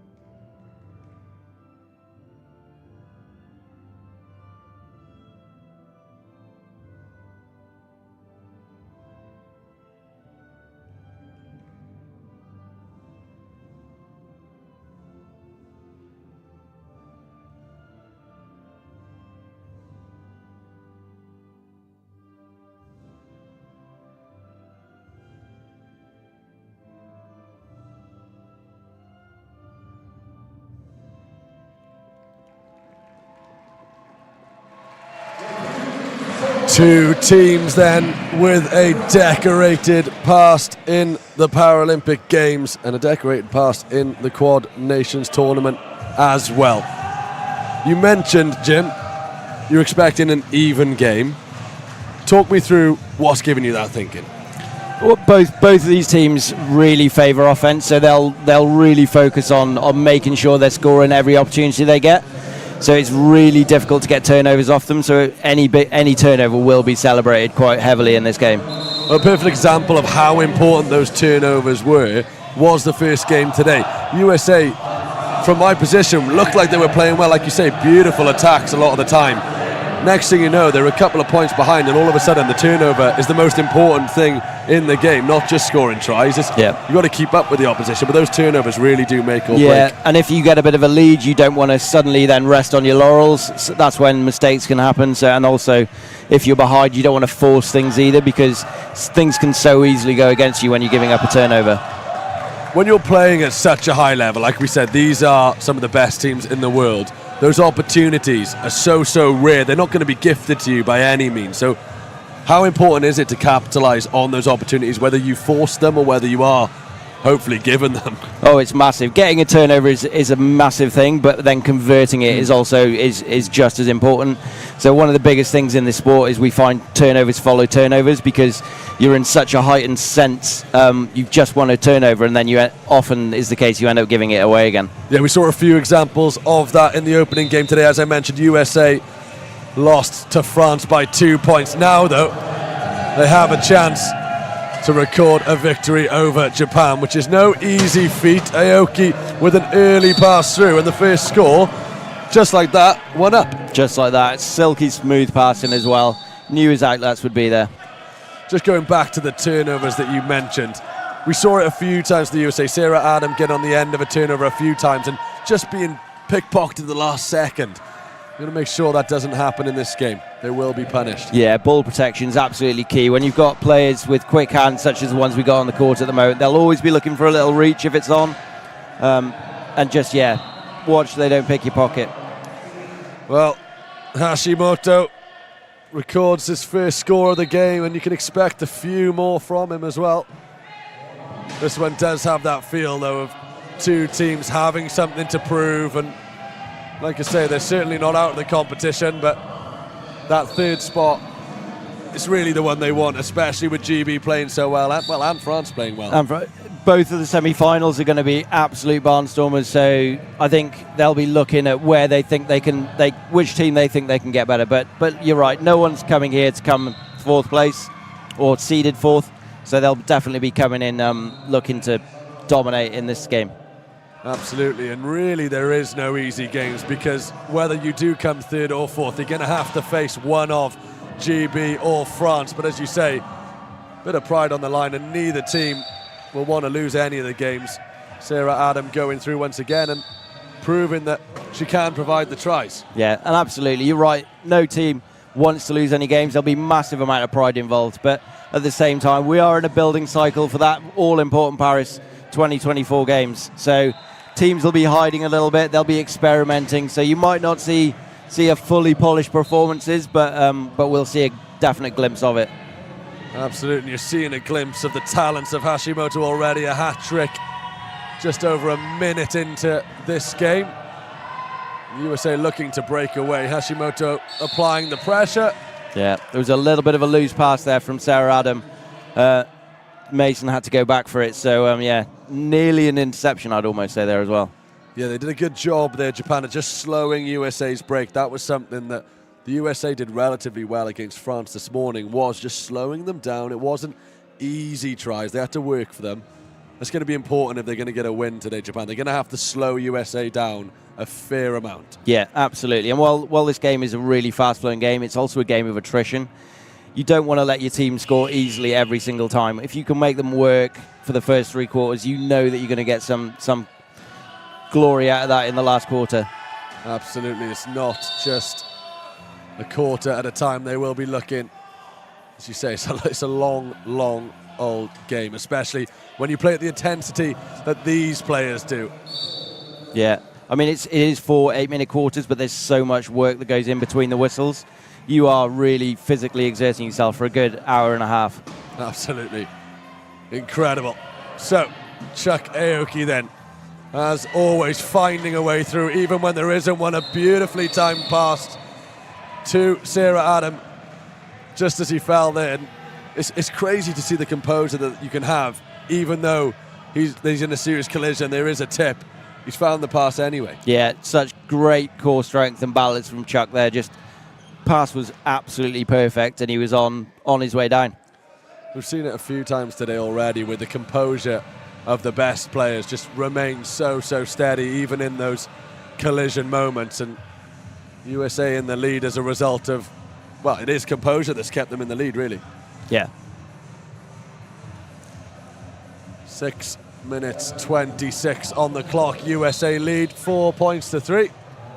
Yeah, we're still very much in a goal-for-goal game. There's no one that's really blinked, made any mistakes as yet, so all to play for. That man again, Hashimoto, charging through the middle for his 4th try of the game. He really does have some serious speed when he gets going. He looks really fast, actually, looks really strong, so Japan have found an absolute diamond with him. And from your 3.5 classification players, that's really what you want from them. That is where you find the speed. Beautiful offload. Yeah, you need them to be dominating their points on court. You need them to be worth every single point, and that goes across the board. So from your 0.5s to your 3.5s, all have to be worth their points on the court. And we just saw an amazing passing set from USA there as well. That is certainly their strength. Just a beautiful build-up play, interlinking.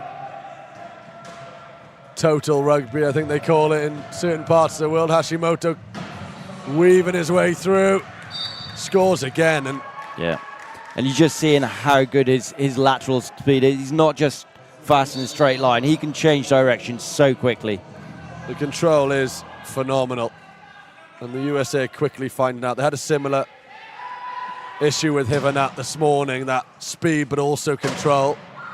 Yeah, and that'll be down to their classification. So a 3 and a 3.5 player, they'll usually have a bit of core strength, so they'll be able to move the chair with their hips, with their core strength, whereas a lot of the guys that are playing this don't have that strength and won't have quite the lateral agility as the higher point players.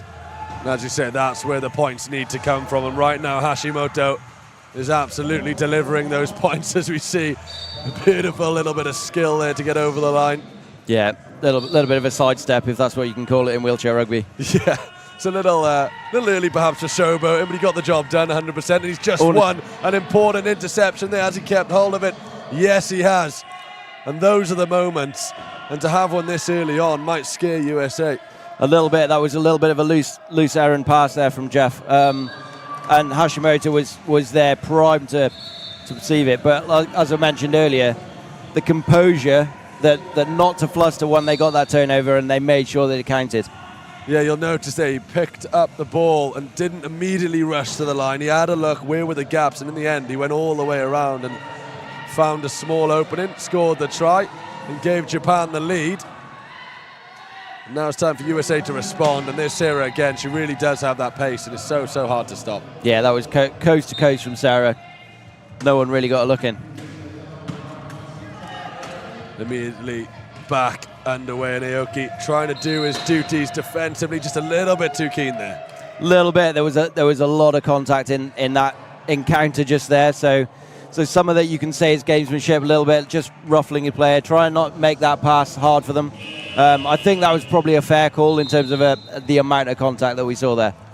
It is a fine line that you have to kind of paddle across when it comes to how much contact can you make. You know, like you say, you want to put your opposition off, but then if you do give away the foul, then that can lead to a bit of trouble for your team. Absolutely, and now we're seeing Chuck Aoki in the bin, so it'll be a power play here for Japan. And they'll look to capitalise on that at the beginning of after they've scored. So they'll look to trap Chuck Aoki in the bin. You can see 2 players there already. Well, there's the tactics. They'll try to force Chuck Aoki to call inbound, which is exactly what's happened. There it is, as if you'd written the script yourself. Ikazaki did score for Japan to take the score to 8-7. There's the offload to Aoki, protects the ball very nicely. thrown over to Sarah. Good strength from Sarah, but the ball's gone, and that is great work defensively. And that's exactly what you're looking for from Japan. So they knew that they could target Chuck Aoki's inbound, and what that does is it throws off the patterns that USA have worked so hard on, and just puts people in positions they're not used to. It was also an amazing pick from Japan there as well to stop Sarah getting to that one. We spoke to the Japanese coaches about that number 11, Kusaba, who's just on your screen there right now. There's a couple of changes for USA. But as we said, as important as scoring tries can be in this game, those defensive duties, stopping the tries, winning the turnovers, sometimes in these games will be the difference. Here's USA now then trying to slow down the Japanese attack. Doesn't manage to do so though. Ikazaki charges through and did well to beat the block there. Great composure from Daisuke there. So what he did was he let the play develop. He let his pickers get on top of him, set some screens for him, and then he had a free run up the court. Absolutely, the hard work was done in his own defensive half, and again, Japan working hard to slow down USA. The head goes up, nothing on for Clayton Brackett. No, I think that's USA's second time out as well, so that'll be playing on their minds a little bit. They've used 2. It's only the first quarter, so obviously we're seeing Japan. I've got a little bit of an upper hand. 2 turnovers, 2 timeouts. Definitely looking slightly stronger than USA at the moment. Just over 3.5 minutes to go in the first quarter. If you're Japan, it's almost a perfect start, really. Oh, it is, absolutely, and they've been able to run 2 lines so far, so they're transitioning their players, they're resting their main Hashimoto's getting a bit of bench time now, so he's going to be fresh when he comes back on. So yeah, it is the perfect start for Japan. Well, we spoke about it already. This is a long old game, and when you can give your best players a rest, if you can get away with doing that, they'll do you in good stead for the end of the game. USA in possession at the moment. A little collision in the middle of the park there. Yeah, turnover there. So they've just called an over and back on USA. So obviously they were very close to the halfway line. And once you progress into the front court, you can't go back into your back court. So that's what that was called there from USA. It's not often you see it, but it did happen earlier, and that was a big reason why France emerged victorious in our opening game. Those turnovers and the fouls from the USA. Probing now Japan, looking for an opening. Ikazaki, patience, tries to charge his way through, doesn't quite work, goes around the outside and eventually does score. Again, a patient builder, but it almost looked like USA were going to hold them out. No, and it's one of USA's strongest elements of their game is their key defense. They work so well as a 4 together in that small area, but as Japan did, they took their time, patience, let the play develop, spaces opened up, and they were able to capitalize. It's another timeout called by the USA, rinsing through them real quick. Yeah, only one left now. Just taking a look at the replay there. This is where the turnover happened. And again, it's really USA's fault almost. They didn't break quick enough and they ended up going back into their own half. Yeah, absolutely. They got forced into a difficult situation, and the pass happened where it really shouldn't have. And Josh Wheeler's a really experienced player. He shouldn't be making that pass back to someone in their backcourt.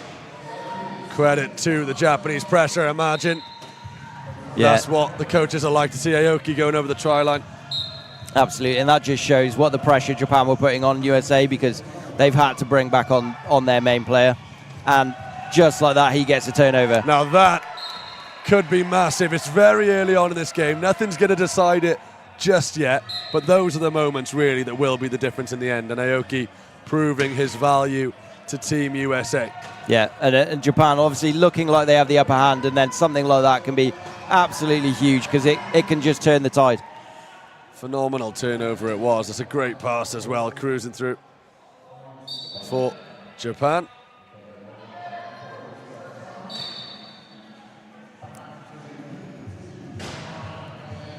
Yukinobu with the latest try for Japan, pinned in their own half at the moment, Team USA. A little bit of contact there. Yeah, that's one of those gamesmanship contacts that you don't often get seen call, is where someone will just stick their elbows out and stop you being able to push properly. But yeah, great work from the referee catching that one. A professional foul.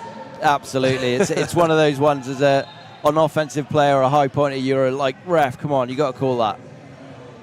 Absolutely. USA in possession then. They trail a couple of points at the moment. Could have been more if not for the co-captain, Chuck Aoki. Here he is on the ball.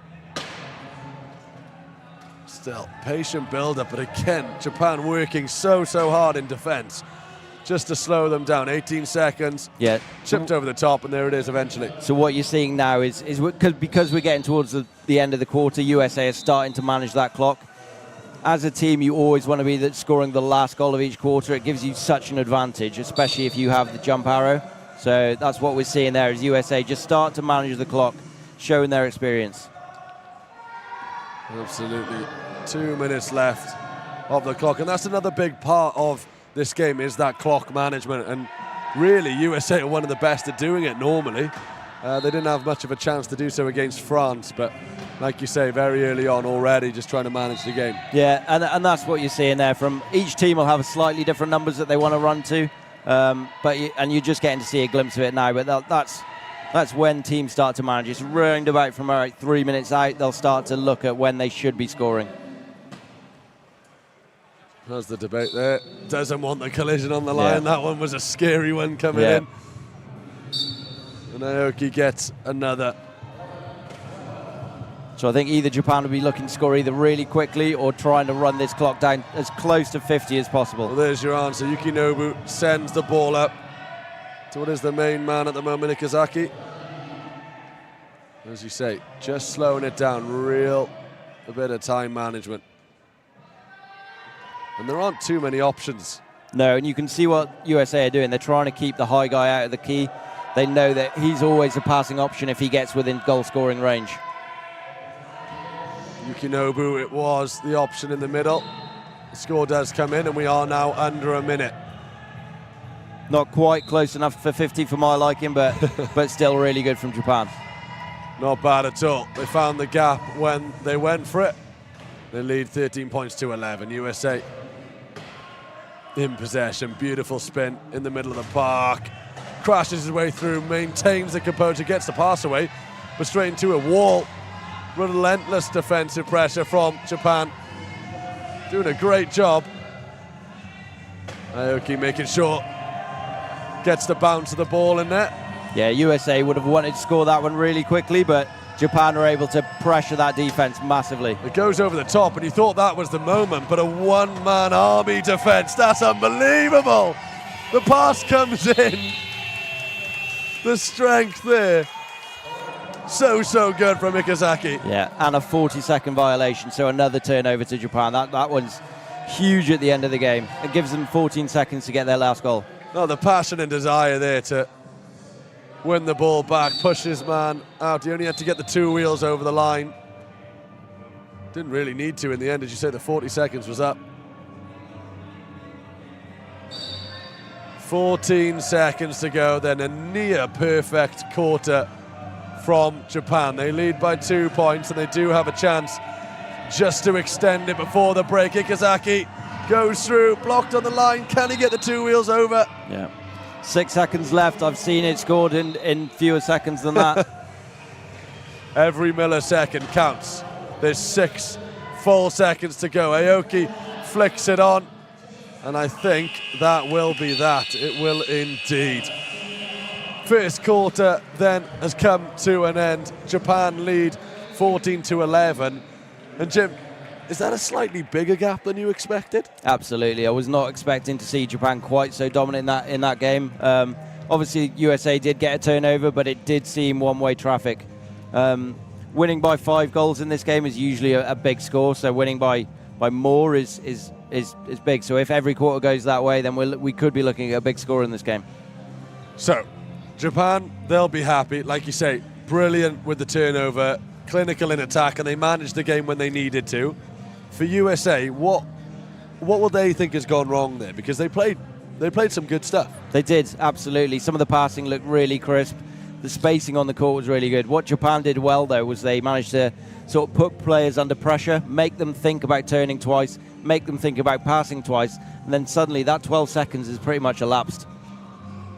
Absolutely. So let's take a little closer look then. We can analyse exactly what happened in that first quarter and really where it went wrong for the USA, because early on in the game they started quite well. Absolutely. Well, this mine did start well for Japan. A very quick hat-trick. Jumping around the place just a little bit here, but that was the opening try for USA. Aoki, very clinical for them, very composed, and really gave them the upper hand in that beginning of the first quarter. Yeah, absolutely. Chuck is one of the strongest players on the court, and he's had the experience now. He knows exactly what he's doing. There's not many things that get Chuck flustered in a game, so you can always count on him to be one of the absolute standouts. And we can see that man there with the offload as he tips, just having the composure. He'd almost fallen in slow motion, really. He had the composure to get the pass away.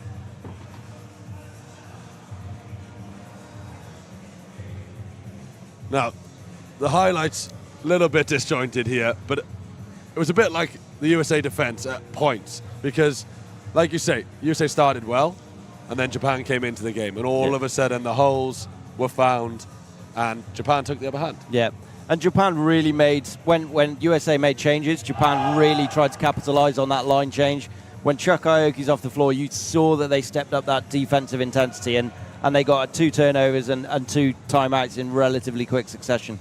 Is that something that often happens then? You kind of reacting to what the other team do. As a coach, you have your plan and you know what you want to do, but sometimes when you see the other coach make a decision, you have to react and kind of capitalize on when... react, and you have to have belief in yourself that, yeah, we're a better line than this, we can capitalize, and that's where you have to really sort of stand on the throat in almost. And that is exactly what they did. The second quarter coming up, we're more or less ready. I believe the players are ready, the referees are also ready, and we'll get underway. Yeah. And as you can see, scoring that last goal for Japan was so important, because now they've got the ball coming out of this quarter. It's technically a 2-goal swing if they convert this try. And that is exactly what you mentioned in the first quarter. The benefit of having the ball to start this quarter is massive, but you do still have to capitalize on that advantage. There's the gap, closed almost immediately. Who's back on himself, still looking for the gap. Hashimoto. Referee's whistle went there just before Hashimoto crossed the line. I think Chuck Aoki got hit out of bounds by Daisuke, so he was that's a foul. So Japan will have a power play and an option to trap Chuck in the bin. What a wild way to start the opening 30 seconds of the second quarter then. They've got a chance to extend their lead, and they can do it against one less player. You'll notice Hashimoto just takes a little bit of time, make sure his defensive players are set, ready for the next play.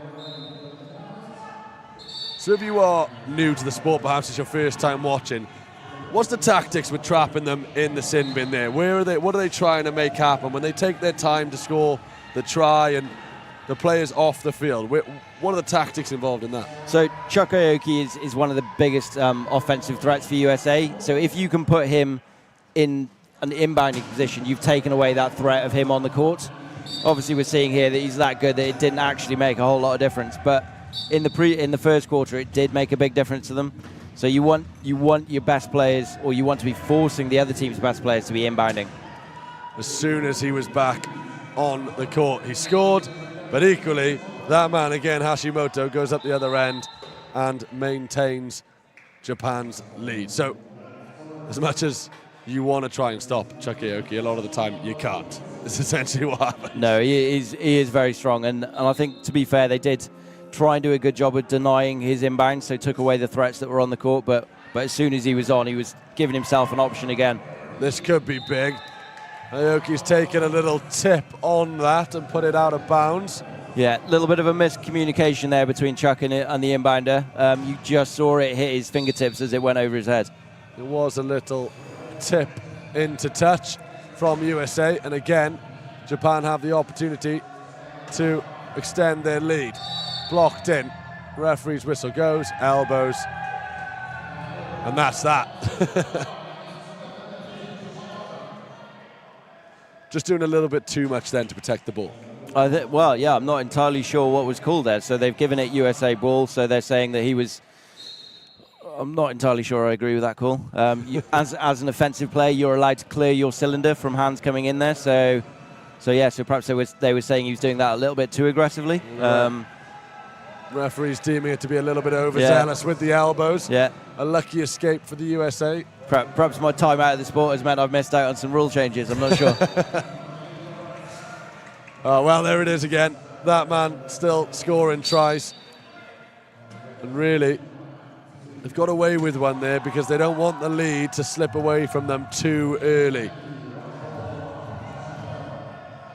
Time, space, goes alone. There is support if he wants it, doesn't need it, and a nice little clear out as well from Ikazaki. Yeah, Daisuke there, just making sure that everyone knows he's on the court. I think they know. Daisuke Ikazaki, number 7. You'll see plenty of him. They do really have those imposing players, Japan. They do. So Daisuke Ikazaki and Yukinobu Ike, both in their 40s, but both playing like much younger men. I'm glad I'm not the one pushing around on that court as fast as they are, to be honest. When you say Yukinobu charging towards you, it's one of the scariest sights I've ever seen. He's just got the height, and he's so broad as well. It's a scary thought having a collision with him. To be honest, I'd much prefer to hit him than Daisuke, just because. So when you're sat higher in your chair, you don't quite have that center of gravity centered in the chair. So we usually find that the guys that sat a little bit lower hit a little bit harder. So Ikazaki's like a bowling ball flying through you. That's exactly what it is. Sarah Adam, nice bit of break control there, gets the pass off. Aoki taking care of the ball nicely, threads the pass, and Sarah's on the end of it, scores the try. I'm liking the link up those two have between each other. They've certainly hit a wavelength in the last couple of games. Yeah, you can tell that they've got a bit of chemistry. They've played together a little while now, and they know what they're doing. So you can see those passes, they just look like they're coming off, and that was a huge hit. Well, that's what it's all about. The play goes on, and Japan will score. I think that was almost a little bit unfair on USA then. I think that Hashimoto landed on one of the USA chairs as he went down, which probably should have been a turnover, but as we've mentioned before, it's such a hard game to referee, and you don't see everything that goes on. Yeah, there's so much movement on this level. The plays and the runs are so intricate that it's hard to follow. It really is. And as I say, Japan were on the breakaway there, and they did get the try in the end, extending their lead to 4 points at least for now. Oh, look at this. The offload to Adam. So that was really well done by USA. So you always, as a defending team, you always try and force the ball into the lowest point player's hands, which is what Japan did. But then Sarah Adams was so reactive to it and just went and rescued that player. Arrived for the offload, got her head up, found Aoki once again, and it's a race for the line really between two of the best players so far. Shoved over the line, no try.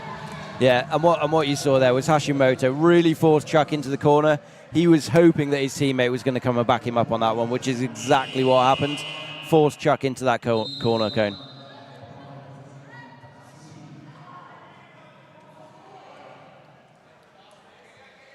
Well, we mentioned a few seconds ago whether that tip was fair or unfair on the USA. Well, you can make your minds up here. A big tip, big collision. Yeah, he rolled down Lee Fredette's chair, so I think that was probably unfair in USA's call there. He probably should have been a holding call on that one. Well, 4 points behind. Getting unlucky is the last thing that USA want to be right now. If anything they could do with a bit of luck, they do have 4 points to claw back. And of course they didn't get the try just now as well, so if Japan can make this work. That was really good defense from USA. So what Eric Newby and Chuck Melton did, they turned the Japanese player, they made him made him think about passing. He eventually got it off to Hashimoto, but by which time the clock had almost elapsed, so a really good use of a timeout there. And that's exactly what they needed after missing out on points moments ago. They could do with a quick score here. They didn't make it easy, but eventually they did get over the line, USA.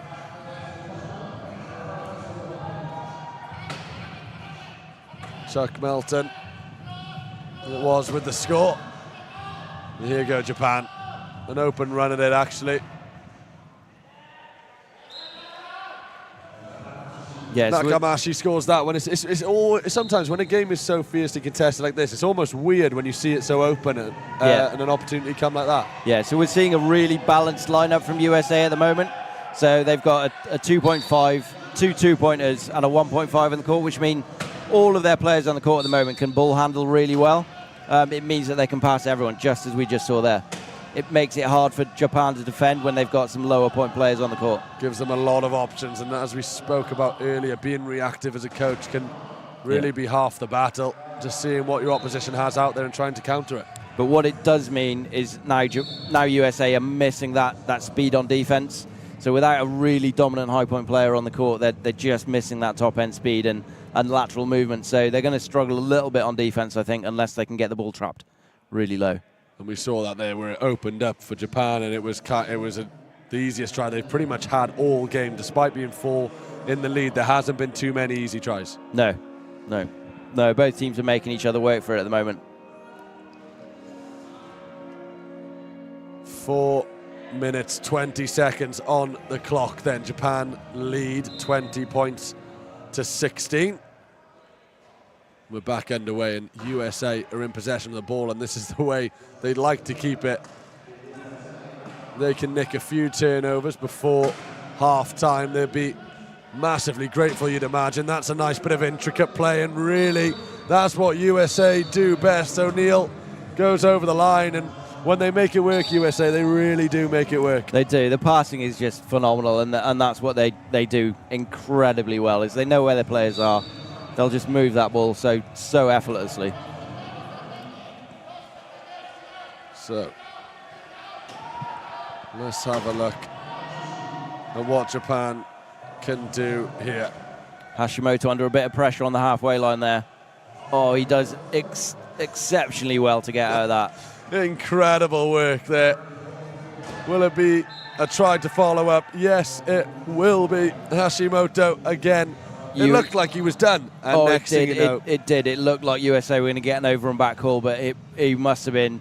He flirted with the line a lot there. Did indeed. USA in possession once again. Over the shoulder. Options slightly limited. I think he had a look up for the long ball. It didn't come in the end. Wheeler to the middle. Beautiful vision there. Got his head up and found his man immediately. It's one thing to be able to see him, but to find him. Yeah, and it was a full pace pass. So he'd worked really hard to get around his defender, and then he'd made an absolutely pinpoint pass.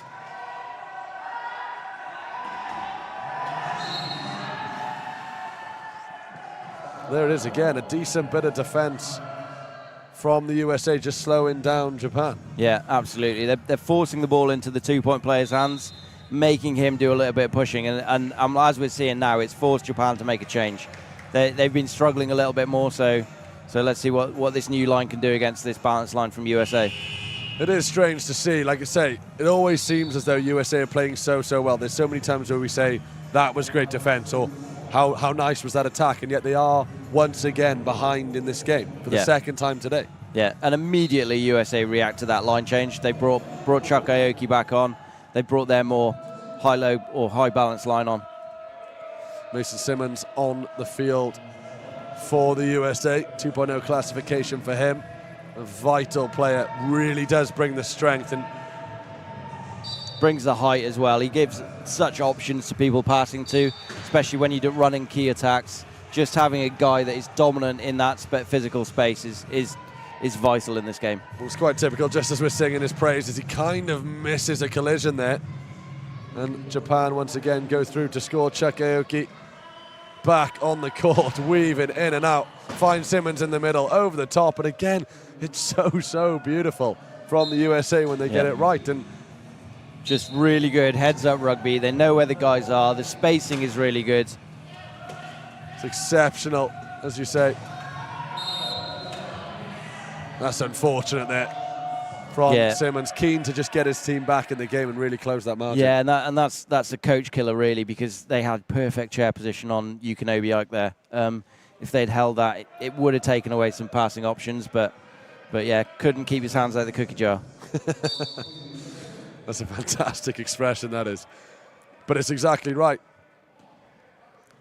Japan in possession and an opportunity to get some more points on the board. We're approaching the 2-minute mark. Are we likely to see a little bit more time management now? Is this the kind of area you'd expect to see it? Yeah, absolutely. Especially with a player in the bin, you'll likely see Japan really take control of this clock and score exactly where they want to. And you'll know this probably as well as anyone here. Who's in charge of when you manage the time? Are the players just all aware of the game situation, or will the captain be kind of instructing them, or the coaches? So that you'll have on-court captains, but a lot of the time this information is being fed off the bench. When it gets to a Paralympics and a big championships, obviously the crowd plays an important part then, and you can't always hear the bench. So being player aware on court and all having an eye out on the clock is vital. And that'll be the difference really between, as we say, these teams are some of the best in the world, so they will have that awareness. But it's interesting to hear where it comes from, and Japan will score once again. And they took the clock down literally to the last 0.1 of a second then before that score, so they were really trying to take as much off the clock as they could. And at this level, that's the time management, like you said. The players will be aware of it themselves. The captains will instill that into their players. 23 points to 19, then USA on the break.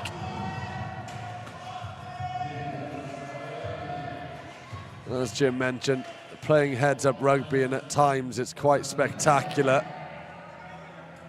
But the spectacular is, well, it becomes irrelevant if you are behind. Yeah, but USA obviously know that they're going to have the ball in the third quarter, so they're going to really want to try and get that last goal this quarter. It means that they'll have basically a 2-goal swing, brings them back within 2 points of Japan, so suddenly you're looking a lot more favourable. And Aoki scores. So difficult to get it right. USA will need to get it right. Yeah, so USA will be trying to take as much off this clock as possible. Japan will be trying to score around the 50-second mark. Well, Ikazaki scored about 58 seconds to go last time. He's cut it down to 54. Getting a bit close to that 50 mark for you? That's a lot better from USA. So what USA really need to do now, they need to think, are they going to use a timeout in this last play of this quarter, or are they going to just try and trust their defense that they can manage to keep Japan out for the last score? What would you say is their best option? I think I'd want to keep hold of a timeout. We're only halfway in. You might need that later on in the game. So I think they'll try and trust their defense, so they'll run this down as long as they can. And that is exactly what they're going to do. Aoki, ball in hand, 12 seconds they have. 23 left in the game. Over the top, little lean back, and Nubi takes it over the line. 20 seconds for Japan to score. That is an awfully long time in wheelchair rugby. So they've given themselves a hard task. Ikazaki, ball in hand, goes wide. They might even have to try and score again, because Ikazaki isn't quite there yet. Gets there, 3.5 seconds on the clock. It's not a huge amount of time. No, Ikazaki was breaking on the line. He knew what the clock was doing. He was trying to take as much off that clock as possible. And there it is then. The second quarter complete. Japan lead 25 points to 21. And the answer is probably obvious, Jim, but if you are one of the teams, which team is going to be happier? Japan, absolutely. They look far more composed at the moment. We're not seeing quite as many erratic things. Obviously, not all of their lines have been quite as good as some of the others, but I think they can take more positives away than USA can at the moment. Yeah, 100%. And as I said, it might be an obvious question to ask who's happier. It is Japan. They do lead by 4. it's not panic stations for the USA, though. They've certainly shown good signs in that first half of rugby. No, absolutely. And I've been against USA where we've been up by 6 or 7 at the half, and they've come back. They're just one of those teams that never say die, and they'll be up for this second half just as much as Japan will. Absolutely. So let's take a look back at that first half of rugby. Then, as we said a little bit earlier on, the USA actually started very, very well, and Aoki absolutely came into the team and made the difference. It's great watching him. When there isn't a gap, he tends to make a gap by barging through the defence. He is so strong. He just sort of, and the chair control, where you think you've closed off a gap, he'll just muscle his way through it, make that gap just big enough for him. And this is where you thought USA perhaps were slightly unlucky not to get the turnover there. And we're seeing all these highlights of the USA. Beautiful play at times, flowing rugby, but they are behind. Yeah, and I think that's what Japan have done really well. They've capitalised on the opportunities they've got, and we've seen very few mistakes from USA, but the ones that they have made have cost them. And when you have players like Hashimoto, in particular, Ikazaki's another one. These are the players you can look to that if you do your defensive duties right, they can certainly score. And to be fair, Ikazaki can defend just as well as he can attack. Oh, absolutely. He's one of the best defenders in the world. His side-to-side movement means you've really got to work hard to get around him, or you need at least another picker with you to sort of get in his way. Yeah. And there was a perfect example of that in the first half, just in front of us here, where it was such a crucial moment in the game because the turnover would have been massive. And Ikazaki just absolutely goes to town and barges his player out off the court. And it's the first time really I've seen his strength on full display. Yeah, no, he's a phenomenal player, and I've been on the receiving end of some of his hits a few times. And yeah, when you're tasting the floor, it's not the nicest thing. No, I can't imagine. So we've got a big second half to come then. As we mentioned, it will be closely contested, perhaps a little bit closer than the first half, but we'll have to wait and see. At the moment, though, at half-time, it's Japan 25, USA 21.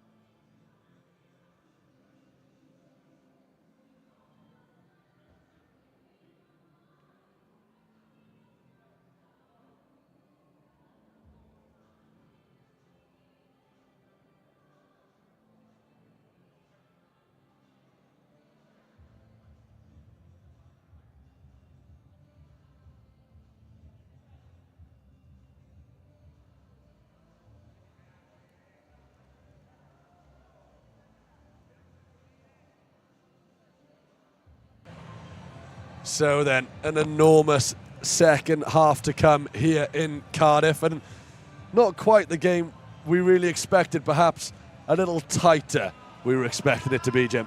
Yeah, a little bit tighter. I think we were seeing some sort of little bit mistakes there from USA. Obviously, they've gone back-to-back games this morning, so they might be feeling a little bit of fatigue in that. It's not something that we have to do all that regularly in this sport, so yeah, they might be feeling it a little bit.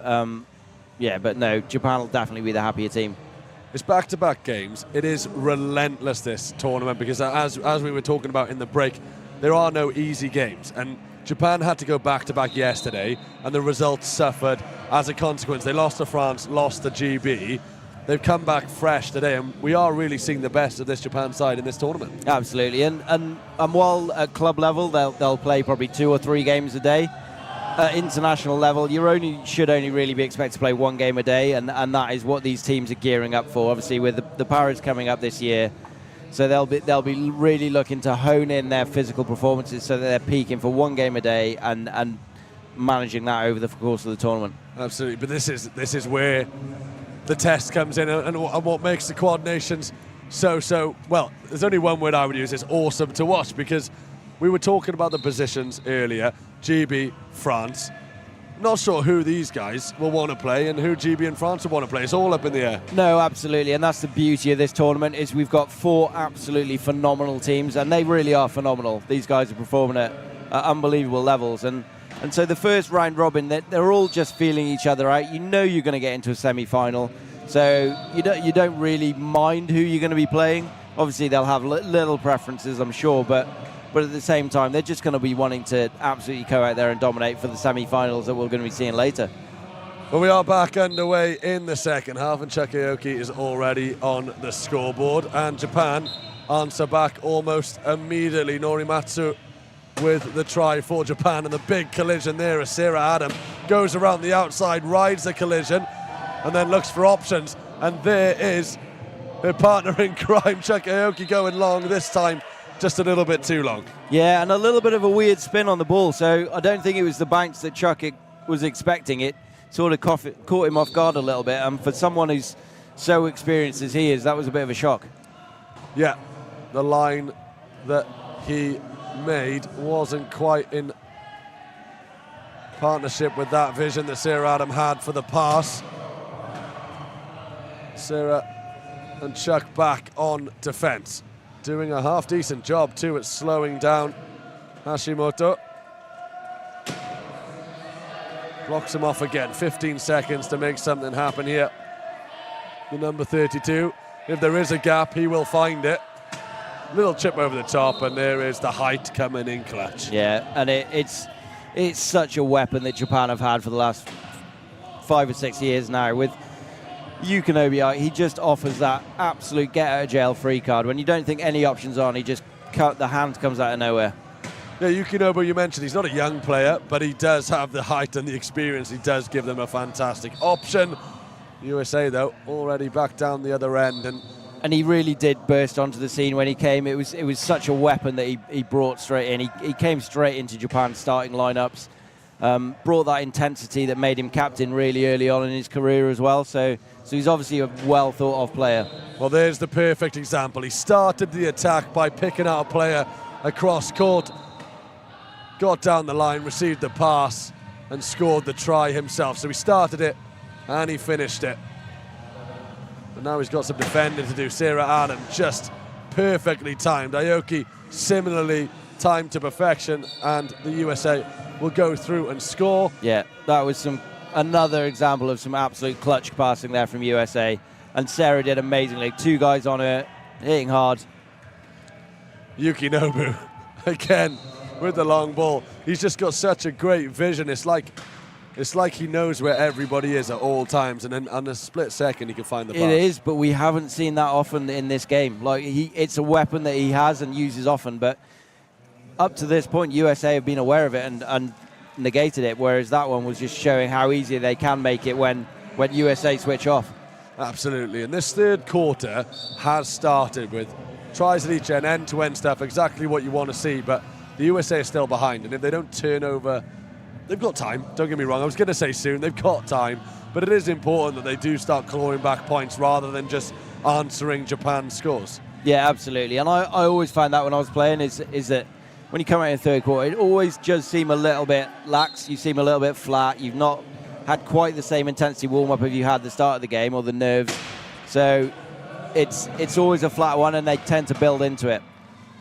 Fierce collision there. Neither player really looking two-phased as another one comes in there. Absolute battle on the field for Chuck Melton. Goes wide to Chuck Aoki, and another score for the number 5. Yeah, Chuck Melton there getting hit hard twice. I'm sure his chair will be feeling that one. Yeah. The chairs do go through the walls. A few flat tyres. Yeah, most of these chairs, well, they are all completely custom-built aluminium chairs, and they'll usually only last the athletes around 18 months to 2 years. That is so wild. Not a cheap sport. They take a lot of hammer. You've been through a fair few yourself. Absolutely, yeah. So this is the thing. Japan maintaining this lead, and we seem to be complimenting USA a fair few times. I did it in the first game as well, but again, they are behind and they need to turn it around. Not easy though when these players are on the field. Yukinobu with the ball in hand, and you just see the arm go up in the air and he can pick out whoever he wants. He elects to pick out Hashimoto. Yeah, and now we're seeing one of USA's biggest strengths is their key defense. This is where they need to make it count. So what USA did really well there was they stopped Yukinobu from posting up, but it obviously meant that it left that room for Hashimoto to eventually get through. Because that's the thing, he's not only somebody who can provide the pass, he can also receive them, having that advantage of his wingspan and height. Yeah. I think that was USA's last time out. So what they had to do there was it was going to be an over and back call if Chuck didn't call that one. Sometimes you're forced into those timeouts, and to be fair, most of them today have actually been tactical timeouts rather than just wanting a timeout, needing a timeout, wanting to regroup. It's always because the other team's done a pretty good job at defending. Absolutely, yeah. No, they're what I'd always refer to them as get a jail free cards, because it's usually only used when the defense has been really, really good, and then the offensive team have had to make that call. Well then, USA, as you would put it, are running out of time, running out of get out of jail free cards, and they are behind. Chuck Aoki on the ball, big collision, barges through. Yeah, and that's just another example. We've talked about it. There was no space there. He made the space. Just forced his way through. It's so funny because he's so elegant and he can control it like nobody else, and he can weave in and out. If there is a gap, he'll find it, but if there isn't one, he'll just make it. So it's awesome to watch. It really is. And speaking of awesome to watch, here's another player who is performing to the top level, especially in this game. Yeah, in terms of chair control, you won't see any better than Daisuke Okazaki, because he is just effortless in his chair and the way he gets it to move. Oh, that's a big turnover. That is massive for Japan, and it's the danger man, number 7, Daisuke Okazaki, to score. It's a 6-point game now, and the USA really have to get moving. They'll be disappointed to concede that interception. Absolutely. It was the first one of the quarter as well, so obviously USA have used a timeout and they've given up a turnover, so not the best start to quarter 3. 3.5 minutes remaining. Japan lead 34-29. We mentioned how important turnovers were in this game, and you can see it there, and it's poor from the USA. It is. It's a bad pass. It was always going to be short. There wasn't massive movement in that play, so yeah, I think Newby will be kicking himself for that one. Absolutely. And again, we say it's disappointing because these teams set themselves such high standards that even things that it was a great interception at the end of the day, but the USA will be disappointed because they don't want to see things like that. No, and you're right, all these teams hold themselves to massively high standards, so we all look at conversion rates, and all the top teams will be looking at around 90% conversion rate if they want to be winning these games. And I think USA are a fair way off that today. There's a little finesse pass from Aoki once again on a little pirouette. Gets the ball away, still on the attack. It's with Aoki now. Charges to the line, good defence, looks for options, finds one.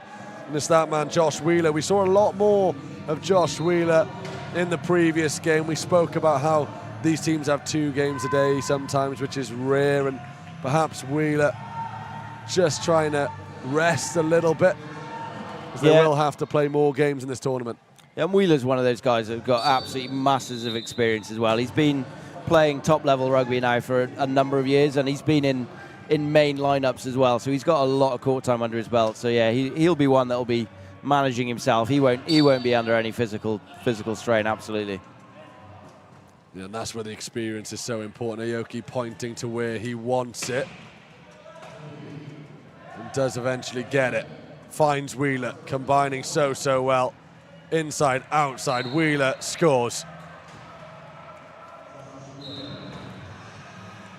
We've revisited it a few times in this game so far. USA play such good rugby, and yet they just can't seem to maintain any kind of lead or close the gap that they need to at the moment.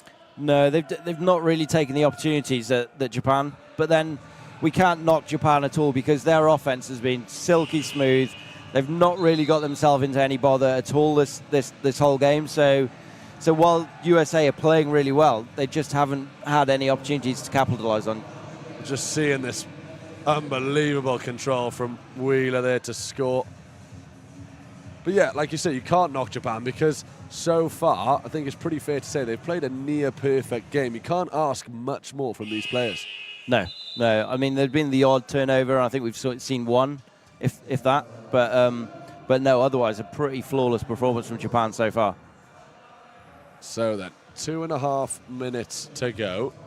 Japan certainly the happier of the two teams, and coming up to that point in the game where there will be a little bit of time management, as there has been in each quarter so far. The difference this time, of course, is that Japan's lead is pretty big and there's not much time for the USA to come back. No, and with Josh Wheeler in the bin at the moment, you'll see Japan just try and run that clock a little bit more. Nakamashi with the score. Wheeler's back, head up, looking for options, finds one. Yeah, finds the best beard in wheelchair rugby, I think, at the moment. Clayton Brackett. Yeah. Doing an honorary Joe Ledley, very famous Welsh beard here in Cardiff. Here is Sarah Adam. Back to the try line. Eventually comes round Wheeler. Decent defence from Japan. And there it is, Sarah Adam in the gap, and they can find it. She gets into such great position, Sarah. Yeah, but it was brilliant from Josh Wheeler as well. Like, he came straight out of a turn. He knew exactly where the pass was. He was going to make it and executed it flawlessly. The ball has gone out of play. It will be a Japanese ball. A little bit of an error in inbound then, was it? Saying that. No. It's a USA ball. Well, that could be massive. USA ball. Sarah Adam has it. Options over his shoulder. Finds that man again, Wheeler. Taking his time ever so slightly. I think we've got an equipment on Lee for that at the moment, so we do. Flat tire. Yep, flat tire. See plenty of those. Yeah, absolutely. No, wheels only stay round for around, I don't know, a couple of weeks in wheelchair rugby. You're always trying to knock out dents and dings, and tyres take an absolute hammering. It's crazy how hearing you talk about how much these chairs go through, but you can see at the top of your screen there the collisions are constantly happening, and that was a pretty clean try, but there were still so many heavy contacts in the key. Yeah. Oh no, and it's not the big hits. It's the amount of big hits that these chairs are constantly taking. The volume. Yeah, and it's a testament to the chair manufacturers actually, because like without these chairs, there'd be broken bones. Yeah. So Yeah, Yeah, 100%. they are built and designed to take some absolute hammer. You mentioned it before, they're built and designed for this sport, and the players utilize them magnificently. Right now, Japan utilizing the equipment and their players and their rotation better in this game, and it's resulted in them having the lead with just over a minute to go in the third quarter. Wheeler trudging towards the key, a little slower on the approach, reversing over the line though to score. Clayton Brackett. Yeah, just a little bit of comms between Wheeler and Brackett there. They didn't seem to be quite on the same page. They did get the ball over the line to score the try in the end. Brackett beaten, Wheeler beaten. It's that man again. Sarah Adam beaten round the outside, and Brackett goes in for a second bite of the cherry and doesn't get it. Hashimoto showing his class. Yeah, absolutely, and probably a good thing that Brackett didn't get that one. That could be close to a flagrant foul. I don't think he was ever going to realistically pose much of a threat to Hashimoto there. Flew in, maybe just putting the warning signs in, shall we say. Sarah Adam collects it just over the halfway line, slowed down nicely by Hasegawa. Little bit of a stoppage from the USA, 23 seconds to go. This is the pinnacle moment, really. Need to score here. Into the middle it goes. Brackett, can he reverse over once more? Yes, he can. Wow. Well, no, like for like, try that. Turnover. They said 10 seconds in the key, so... No way, 10 seconds in the key. These are the moments that have let USA down there. Yeah. I thought for all the world that was a try, and they needed it to be. There was 11 seconds left. They needed it as well. That would have been really big going into the last quarter, but unfortunately for USA, I think Japan just coming up with the luck again. Well, crucial defending over 10 seconds in the key means turnover, and Japan will oblige and capitalise on the turnover. Yeah, USA will be disappointed with their defence there. They've been constantly putting Japan out for 10 seconds, whereas that was tough. Well, Kapitani capitalises, and that is the buzzer. It just gets better for Japan, and USA, they're running out of time. Third quarter ends 39 points to 33. Again, fantastic play really from Japan. Yeah, absolutely. Looking really strong as well.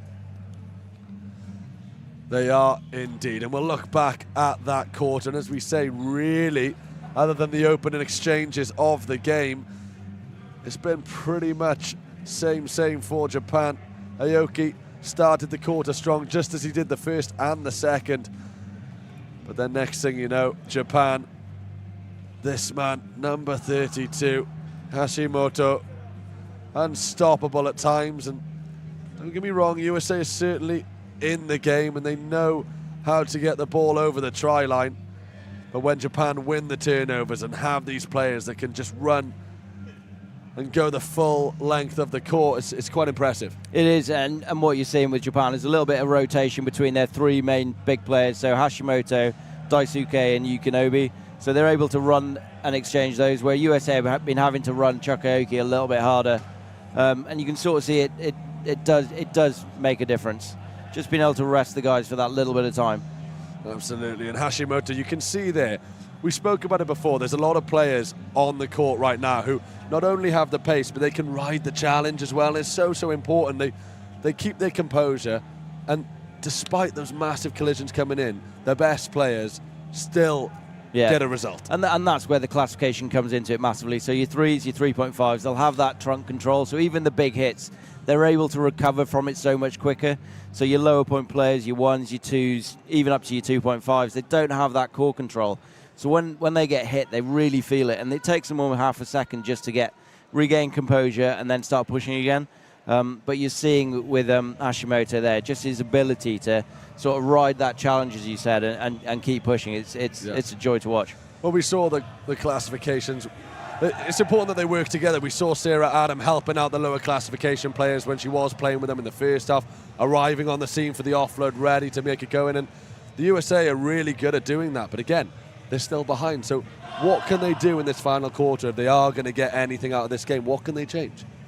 Yeah, well, they're going to have to really put the pressure on Japan now to force some turnovers, and that's where things can come unstick. If you're trying to force things, it's not a position you want to be in. But yeah, they're six tries behind, and that's a big deficit to make up. So they're going to have to look at some really big changes. We're seeing their more balanced lineup come on, so perhaps they're thinking they can get a bit of turnovers from that. Well, go for a more zonal defense rather than trying to man up. Man marking this Japanese side is massively difficult when they're playing as well as they are. The fourth quarter begins then. Japan will have the ball, and they'll hope that they can get things going just as they did earlier on, and they do. They score the try early on. Takes it out to a 7-goal lead now, so just increasing that margin for error now.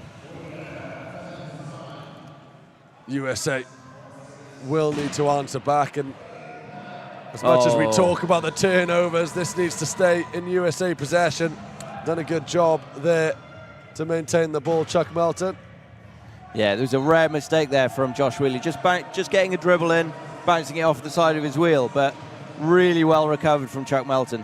They need to recover, because as much as they will need to find these turnovers in the rest of the quarter, they have to make sure that they're not going any further behind. No, absolutely. They want to finish strong, so that they're confident going into tomorrow as well. And the ball over the top. Collision in the key. Not enough to stop Japan, though. Nakamashi going over once again, doing his best, was Clayton Brackett. USA ball. Trail 41 tries to 34. Here's Brackett onto Wheeler. Wheeler recovers the ball and spins, gets his head up, looks for options. There aren't too many on for him. No, they'll set up a true key attack now, so this is something that they'll have planned.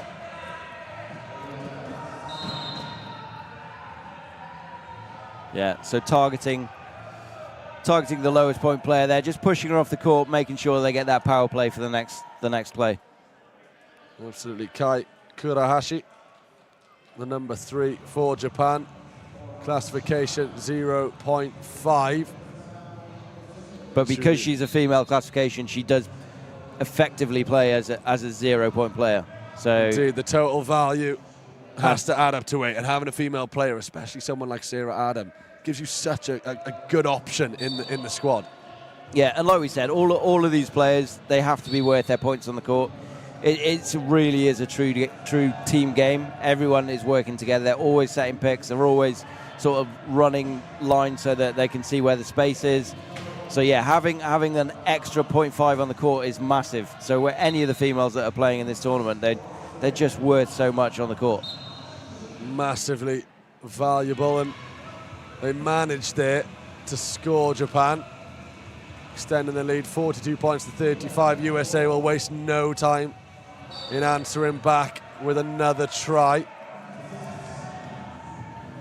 As you say that, we saw in the build-up to that try again, just the strength and the power really of several Japanese players, but Yukinobu certainly the main man at the moment, especially in the second half, chipping another one over there. Yeah, so this is typically a more balanced lineup for Japan. So they've got obviously one high point player, 2 mid-point players, and then one really low-point player. So they've spread their points out accordingly, just to try and match this balanced lineup that USA are running as well. Yeah, Shirakawa has found himself open. Nakamashi likewise. When you do have those middle classification players, they did find themselves open both times, giving options to Yukinobu. USA, they're keeping the tries coming. They've just got such a margin to close in what is just under 6 minutes. Yeah, we've not really seen any instances where we think they are going to close that space. Oh. As you say that, here's an opportunity. Wheeler wins the turnover and scores. That was uncanny how that happens. But I guess that proves that these opportunities can come out of nowhere, and it isn't over till the very last second ticks down, because it's just like that. Absolutely, and that was really well opportune moment there from Wheeler, just just stuck his hand in, dislodged the ball and made it count. As good as it was, they need a fair few more, the USA. And this Japanese side won't stop. And there's a little bit of skill there from Yukinobu. Cruising through, he just looks so natural and so relaxed. He doesn't look under pressure ever. No, there's always an option. No, and in practice, all these teams will go up against tougher opposition, so they'll overpoint the scout lines just to put themselves under more pressure, so that when they get into these game situations, it doesn't feel quite as intense. Obviously, you can never replicate game time, but they'll try any way they can to make it hard on these teams in practice. Well, Shirakawa was blocked on the line there nicely by the USA, but Yukinobu once again finishes for Japan. The USA will have to go up the other end and make sure they answer and then hope that they can win a turnover. We do have a tip there, just off the ball. Didn't really see what happened, actually. It looked a little bit of a nasty one. A little bit of a spin on, I'm not sure, on Josh Wheeler, yeah. Let's have a look at his Wheeler. Yeah. Just as we see his interception there. Yeah. Opportunistic, to say the least. His back up anyway, seems to be all right. Yeah. So they gave a penalty goal, so it wasn't really affecting the play, but obviously unsafe play when a player's down. Yeah. Off the ball. In support. They're not happy on the USA bench. I'm not entirely sure why. They've got the point. Do you find that the referees, when they do come over, they're so clear and they're vocal with every single decision? It's quite a unique element of this sport that they are so... They talk to the benches quite a lot. Oh, yeah. The coaches are really sort of engaged. They'll be looking for any advantage that they can. And Joe Delagrave, the USA head coach, he is one of the smartest guys in the sport. He played at the level for as long as he has, and he's bringing that knowledge now to the coaching role. So yeah, we'll get to see him sort of imposing himself in this game as well. And it's nice to see the referees. They have such a clear dialogue with each other and with the benches, and it's nice to see the communication. Everything is clear. Everybody knows what's going on. Every decision is justified, and it definitely helps the players. I feel like it's quite a unique thing for this sport that everybody knows exactly why a decision was made and when it was made and what for. Yeah. So what they were saying, because it was a penalty goal, they were then allowed to make substitution changes, which is exactly what's happened. So there we are. The substitutions are on. There's 4 minutes 50 left in this game. Substitutions en masse, but I think it's fair to say the players in red coming off certainly did their job for Japan. Yeah. Mason there putting his arms up in the air. Surely not me, ref. But no, I think that was a fairly clear-cut reach. Absolutely. Mason Simmons, always so keen to make an impact when he comes off the bench and impose himself almost immediately, and sometimes a little bit too keen. Yeah. It's one of those guys that have been around the sport a long time now. He's got a lot of experience. Perhaps not internationally quite so well known, but he's been playing club rugby in America for a very long time now. Well, we've seen this all the way through the game. This will probably be the quarter with the most game management, shall we say. Japan in a comfortable position as it stands, though. Yeah, no, they've got a score, 6-goal lead as it is. Yeah, they're going to be fairly confident going into the remainder of this game. Well, the onus is absolutely on the USA, but as we mentioned, in this competition, there are no easy opponents. Second is off the cards for the USA. They are competing for third spot, but until GB and France play a little bit later on, they won't know who they will play in the semi-finals. There's a little bit of miscontrol comes in, and an opportunity for Japan, and really, this could seal it. I think it might have done. That was a lot of pressure on that defensive play from Japan. They put incredible amount of pressure on Brackett on the sideline and then just jumped straight onto Newby when he received the ball. The next turnover really needed to go the way of the USA. It hasn't done so. Japan lead 46 points to 39 now, and for all their good play today, USA, Japan have just been that little bit better. Oh, an absolute coach killer there as well. 10 seconds, no dribble.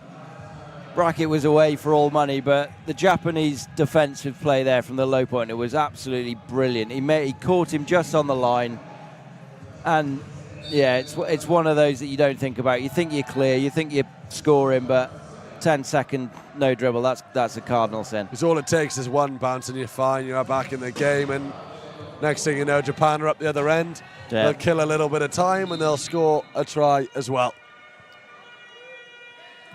Yeah, and we're out to an 8-point stretch now. This is probably looking a little bit unassailable. Yeah, well, it's credit to Japan really, because as much as USA have tried, they haven't really been able to get near them in this second half. And it is credit to Japan, because USA have not been bad. Japan have just been exceptional. As a spill is forced there, Japan will pick it up, the challenge. Ridden, fair contest, no. No. Definitely a grab of the arm there. I think there's some frustrations now creeping into this USA team. It was amazing defense from Hashimoto. He really put some pressure on Mason's pass. And you could see it was a sort of shot to nothing, bounced off someone's chair, and then they're sort of playing catch up again. It's frustration and urgency really, because as much as I suppose the USA, like you say, won't mind really who they play, and they won't know till later on either, it's a pride thing as well. They want to win every single game. They won't be happy with being this many points behind. No, absolutely not. They won't like to look up and see that score. They've got their full team, unlike in some of the other games they've played, so they definitely thought they'd be closer in this game than what the scoreline would suggest. Then there's more games to come, and a little bit of conservation, perhaps. Yeah, like we said, all of these teams know they're going to get a semi-final. They're all absolutely top teams. So while, USA might have been expecting to be a lot closer in this game, there's going to be the chance that any of these teams could be in the final still. Absolutely. So 48 points to 39 then. We knew the turnovers would be crucial, and this one really could be the one that sealed it for Japan. Just nicking it there. The foul does come in, but that's the second time in quick succession they've won the ball back, and the first time they converted it into a try, and really the turnovers have all been Japan's way. Absolutely they have. I mean, USA have picked off a couple during the game, but none consistently, and none that have come from real pressure that they've exerted on the Japan offense. All the USA turnovers seem quite opportunistic ones rather than forced pressure, which is what as a defending team, you like those turnovers more. So timeout was called. We are due to get back underway very shortly. It will be a USA ball. Really then, they're just looking to see this game out and practice those lines and score those tries ready for the semi-finals. And there's a massive game later on, and just that link up between Aoki and Adam not quite coming together as it was earlier in the game, and again frustration on their faces. No, and that's all it can take in this game, is literally if you're off by 0.5%, the other team will make you punish you for it, and that's exactly what we're seeing here. USA have been good, but they just haven't been quite good enough. They've played some great stuff at times, the USA, and they'll hold themselves. Well, they'll still be keen to win the whole thing, really. Whereas, and they'll certainly still have an eye on the podium in Paris. Yeah, whereas in contrast, Japan have been absolutely flawless, and we can't take anything away. Their performance this game has been second to none, and they've made USA, well, they've punished them for it. Well, I think it is one of the best performances I've ever seen, and that man right there in the middle, number 32, Hashimoto, has been exceptional.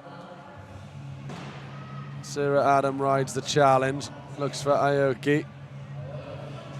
Defensive display from Japan once again, limiting Aoki's options. He just has that first few yards of pace just to squeeze it through there. Yeah, and what that was really good from Chuck there is he knew that Japan had a good key defense, and he drew Hashimoto out enough that it created more space in the key so he could attack it. A lot of players utilize other players to create the space. Chuck Aoki, certainly one of the best at creating the space himself, whether it is having to smash his way through the defense or draw players away. Yeah, and you can see even now, with the scoreline as it is, Japan is still focusing on trying to run that clock down, make sure they're hitting their marks, because they know this sort of practice is invaluable. Exactly. And they'll have some big games ahead because, as we say, regardless of the result later, both of these sides will have a tough semi-final. Oh, absolutely. USA on the ball. Every moment of practice really now ahead of the semis is valuable. They'll want Sarah Adam and Chuck Aoki working at 100%. Their link up will be key. She's looking for her partner in number 5, and it's dispossessed. Turnover for Japan, and it is that man, Hashimoto. Yeah. So casual now. They know the game is won. There's just over a minute on the clock. No, but they haven't eased off at all. They're keeping the pressure on. They're working on their systems. Any little advantage they can gain or learn about USA in this might lead them into a successful situation in Paris. So yeah, that's what these teams are looking for. Any advantage they can, and Japan are being absolutely ruthless at the moment.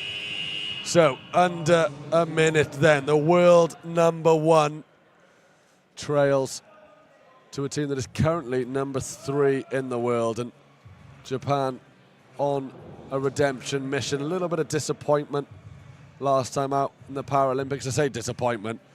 We talked about their high standards. Bronze for most is an exceptional performance, but all of these teams will have their eyes on the gold in Paris. Absolutely, and I mean it was lovely.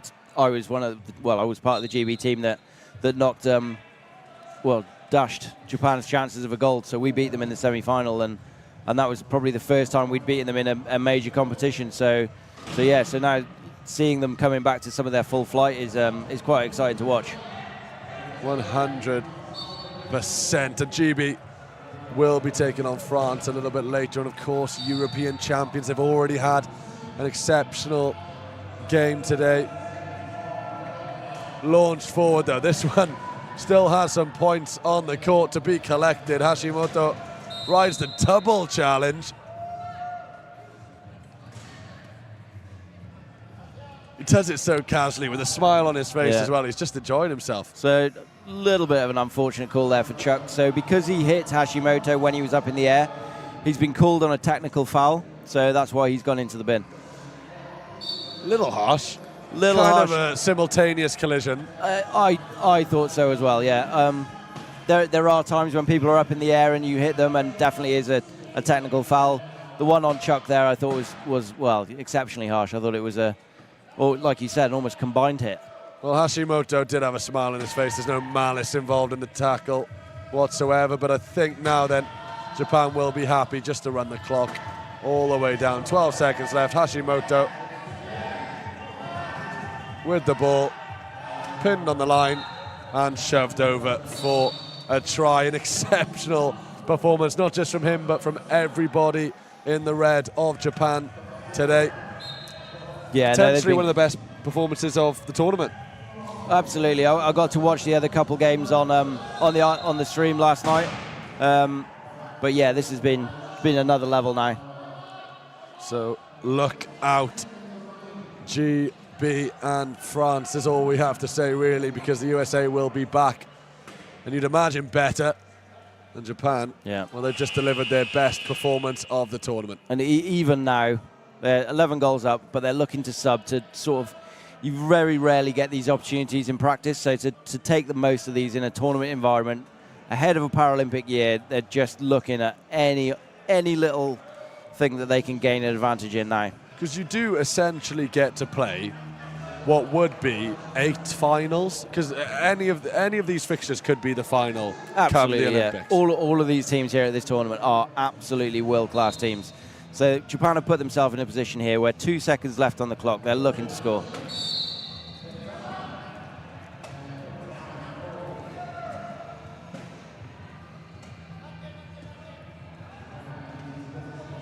.8 seconds left. Yeah. Japan still have 2 timeouts. So this is really the Hail Mary practice. This is if they were behind and they needed to score, what would they do? Yeah. I'll tell you what, there'll be 2 teams watching this stream that play later on. Just taking a look at what Japan have up their sleeve in the dying moments. You'd imagine there'll be games closer than this to come in the tournament.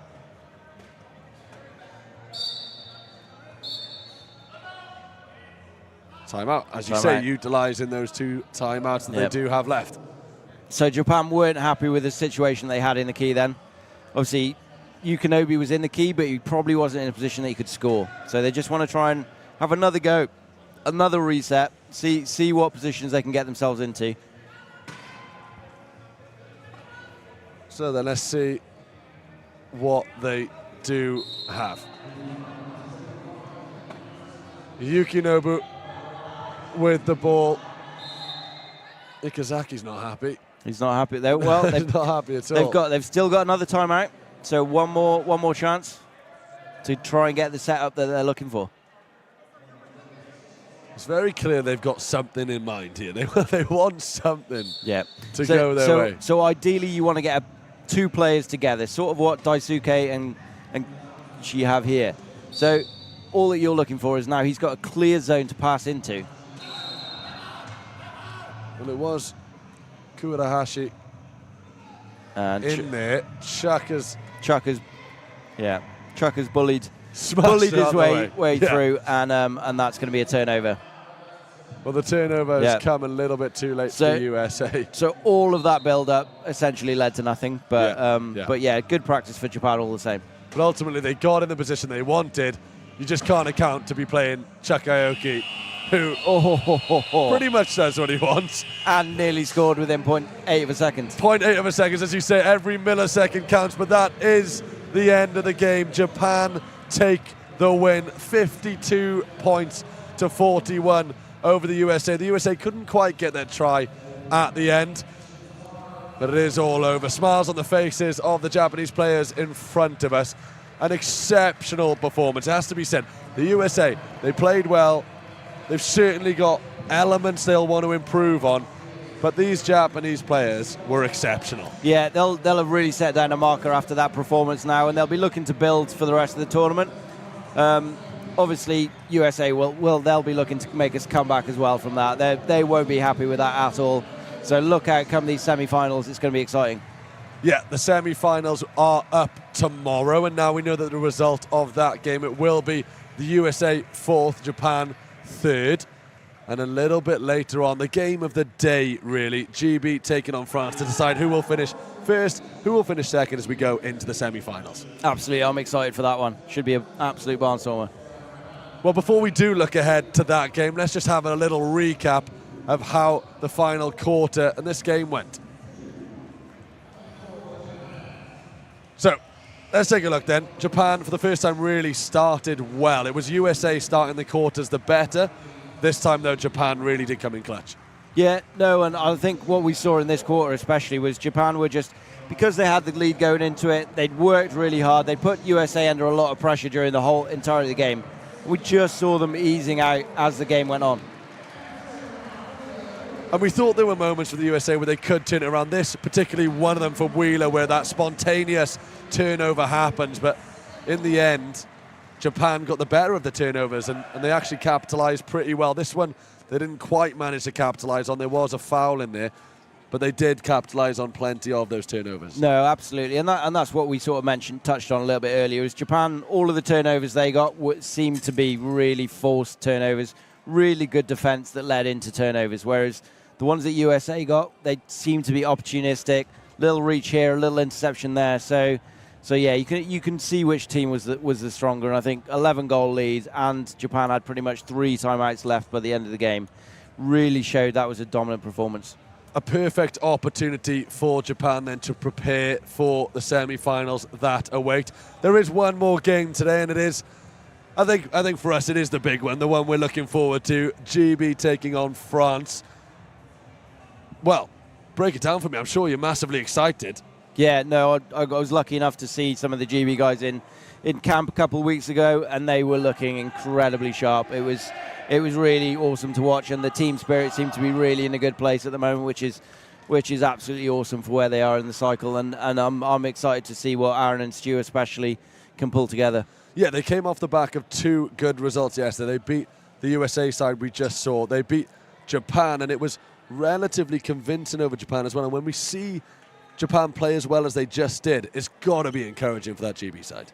Yeah, absolutely. And I mean, you can never take away from the pool games of a tournament, especially like this. Being it's a Paralympic year, teams will want to be hiding something, but at the same time, I think we got a good glimpse of what Japan are bringing in at the moment. So I think GB will be happy. They'll be confident going into France. Obviously, France are European champions, so there's no joke in that team. And yeah, all the teams here will be wanting to win, so it'll be a big market this evening.